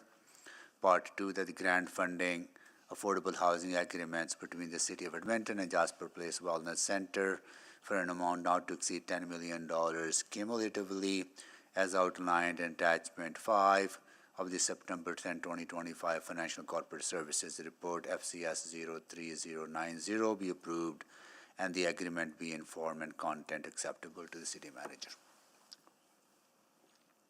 Okay. We have motion on the floor. Any additional questions on the motion, and someone to speak to the motion? Councillor Rutherford? Just to speak. Oh, okay. Okay, Councillor Tank to speak or to questions? Speak, and Councillor Principe to speak or questions? I do have a question. Go ahead, please. Is it possible to split this to vote separately on number 2? Just to vote separately on the grant funding agreement? Are they linked maybe to administration? One is contingent on the other? The Or Highlands one is one. dependent on the other? That's the question. I think we might be getting two different questions here. If I'm hearing Councillor Principe correct, she actually would like to split the two properties. So Correct. split part 1 into 2 parts, and then part 2 would, Oh, I see, right, because part 1 is also has. am I correct in that? Yeah, yeah, Okay. separating the properties, yes, correct. Chair? I think they're linked, right? I'm not So- sure if that's possible.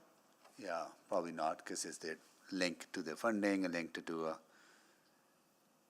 the, what they call it, what do you call that approach? Cumulative. Portfolio. Portfolio, because it's linked to the portfolio approach. So it's impossible to separate the two? Is this like, I don't want to say truthful, but is this, like, are you certain, I guess I should say? Sorry, between the two motions, we feel like, The two properties. I think that we would work with whatever council directs in that regard. Right, so if we were to separate the properties, Yes, we would work towards, the second motion about the grant funding, we could prorate that if need be, if something was unsuccessful, or we could find an alternative to make sure that it represents what council's direction would be. oh. Yeah, I apologize, I just read number 2 there fully. And I see that that's actually the community engagement portion. I was just trying to remove the space in Highlands. And that is possible, you're saying? No? I'd defer back to clerk on that one. But that's just failed. It will be the same Right, motion right, that just sorry. failed. Yeah. Sorry, but my question is it possible to separate the properties? So that is effectively what we did in the previous motion. So if, subject to the direction of the chair, we can split them for voting purposes. Right, yeah, I'm just asking for a split for voting purposes. Well, we just voted on that in the last motion, which was to carve off Highlands property from the main motion. Okay. Yeah. All right, then let's not do it. It's your decision, yes. Okay. Councillor Tank to speak, right? Okay. Go ahead, please. Councillor Principe to speak as well? You think about that, Councillor Tank, go ahead. Yeah, I'll just be brief because I think I've said most of what I had to say earlier, and just want to thank the different city administration and proponents for working to get this to this stage. You know, I know there's a lot of passionate community members who want to continue the conversation, and I'll just stress again, I think there is no shortage of meetings, conversations, relationship building, getting questions answered as this moves forward. I think, yeah, a lot of us are talking to a lot of people on the ground these days, and I think hands down, homelessness and housing remains one of the key priorities. So I think I see this as a critical way to activate city land, which I have also heard from Edmontonians about.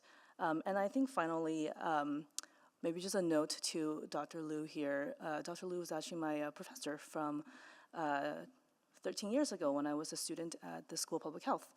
And he taught public health advocacy. And over the years, you have taught a lot of students and worked on a lot of advocacy. And I think I'm really grateful to be here to see this advocacy effort come to fruition. Thank you. Councillor Principe? I'm really torn here because a portion of this I would like to support. I would like to support the Calder one right from the start, and I'm really concerned about the not being able to split it because I would like to show support. And once again, I'm not allowed to, or I'm not given the privilege to be able to show my support for a part of it. So yeah, I am concerned about this. I'm still not certain how I'm going to vote. I need some time to think about it. Thank you, Councillor Rutherford. Yeah, I spent a lot of time in the last one talking about sort of housing and consent and all of that stuff, and I wanted to spend some time on this one talking about the agreements, and both of them do have a communications plan within them. My understanding is that they are conditions, so they have to be met in order for that land to be fully transferred over in title. And so that is where, you know, I've heard again and again from community, not just on these two sites before us today, but in general, there's lots of questions and they want answers. And that is why we've been really steadfast, even with the surplus school sites, of making sure that there is a really strong communication plan. But we conflate kind of three words together a lot in this chambers: communication, engagement, and consultation. And all three of those words actually have completely different promises to the public. So as somebody that has formal training in IAP2, who did my master's in public engagement at the local level of government, my master's capstone was actually in how you do effective public engagement at the local level. I think it's really important to understand that when we promise engagement, we're promising something that I don't think is what is written in this document. This document is about communication, it's about information sharing, it's about finding opportunities where there is space where we can say, this is happening, how do we make it work for everyone? But it is, as I mentioned before, it is not permission to build or not build, because I've also heard that feedback from residents. They say, well, they came and they talked to us, but it was already going to be a supportive housing unit or whatever it was. So I think it's really important for me to say that in this space, because I think part of what I've heard today is really about the broken trust. And I completely acknowledge, and I did acknowledge, and I'm truly genuinely sorry that in the transference of a lot of turnover at city administration and this council, that commitment to your community was missed until it was too late, that the public hearing date was already set. And so I truly, genuinely see that as a misstep and a learning that I wholeheartedly plan to take away. And I do hear the need for better communication, 1,000%. And that's why I was even asking the speakers about even sometimes being honest about where the project, yeah, we know we're gonna recommend that it's Jasper Wellness, but we don't know what the buildings are gonna look like yet, or we don't know what the demographic is, because we have to have this done, these are the sequences that have to happen before we can have that specific information. So sometimes we don't have to communicate about the details of the project, but it's also communicating what our limitations are and what we can actually say at what specific point. And I don't think we've done a good job of that. On this file, I've talked about it with Homeward Trust, and with the Hope Mission in the ward. I think that was another example where that did not pan out the way we could have done it a lot differently, and it could have, as Councillor Cartmell said, brought people along without stopping those projects from happening when we know there's a serious human suffering and issue that we need to be addressing. So I feel like it's really incumbent upon me to say that when we're approving this today, it will ultimately go to council. I will support it at council. So when I approve it at council, it is with the understanding. Now, I do want to see strong communication, and I want to see strong communication in all neighborhoods equally and equitably, and tailored to the demographic and their passion. Like the one with the Highlands, I think there's a real good opportunity. There is in the agreement about some historical recognition. So that's a really great place where you can say, we know this is important to you. How do we reflect that importance in this space and as we're developing this? And so I really want to see that. And I hate these kind of conversations, but I do invite anybody from the community that was here today.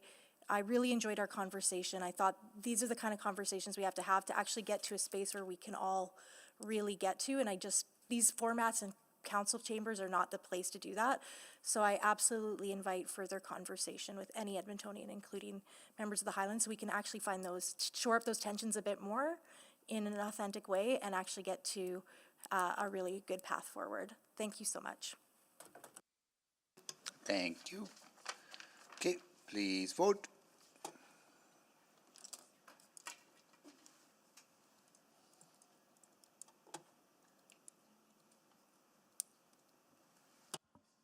We have all the votes. Display the votes, please. That is carried. Mr. Mayor, I have a subsequent that is likely to engender very little debate. Okay, what is it? Related to this? Mm-hmm. Okay, what is it? One, that administration work with the developer of the Highlands site, Lot 5, Block 18, Plan 642AJ, to explore potential historical streetcar recognition through signage or other site design elements as part of the development. And two, that administration work with the community to explore options to activate a public space near the Highlands site, Lot 5, Block 18, Plan 3642AJ, to honor and preserve local history elements, such as a streetcar installation, signage, or other activations, and provide a report to committee. I don't have a due date. But to introduce it, the subsequent motion reflects what we heard most strongly from the Highlands community, that preserving and honoring the history of the streetcar site is their deepest concern. The motion directs administration to work with both the developer and the community to explore ways of recognition through signage, design elements, or a nearby public activation so that history is not lost as the site changes. It's a way of ensuring development proceeds while still respecting community identity and memory. Thank you. Thank you so much. So quickly to administration, maybe to Jasper Place, the first part, are there any issues from your perspective? I feel like that's well represented within the current sales condition, but that extra clarity is also helpful. So I would say there's no issues with that. Okay. Would, maybe to Councillor Paquette, would you see part one coming back to committee, or part one just making sure they do it as part of their? You know, I wouldn't want to prescribe it. Maybe we'll send it back and find out what they're most comfortable with. Okay, we can provide a memo. I think that's probably the most efficient way. So let's do part one with memo, and part two will come back to, because that's more broader, right? So that'll come back to committee, right? Okay. Okay. And due date maybe for part two, Q2? Yeah, whatever administration is comfortable with. Does that work? Maybe Q3, I would imagine. Or Q3?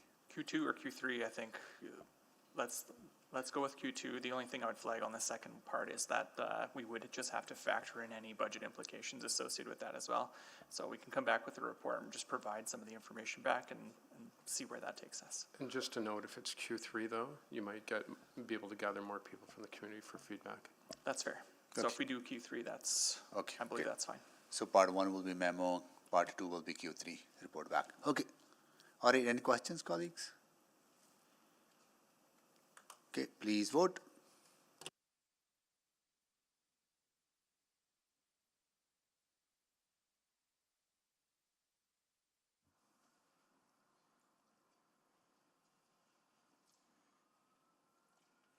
We have all the votes. Display the votes, please.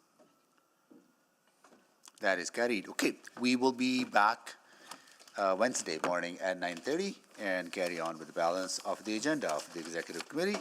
Until then, we are on recess.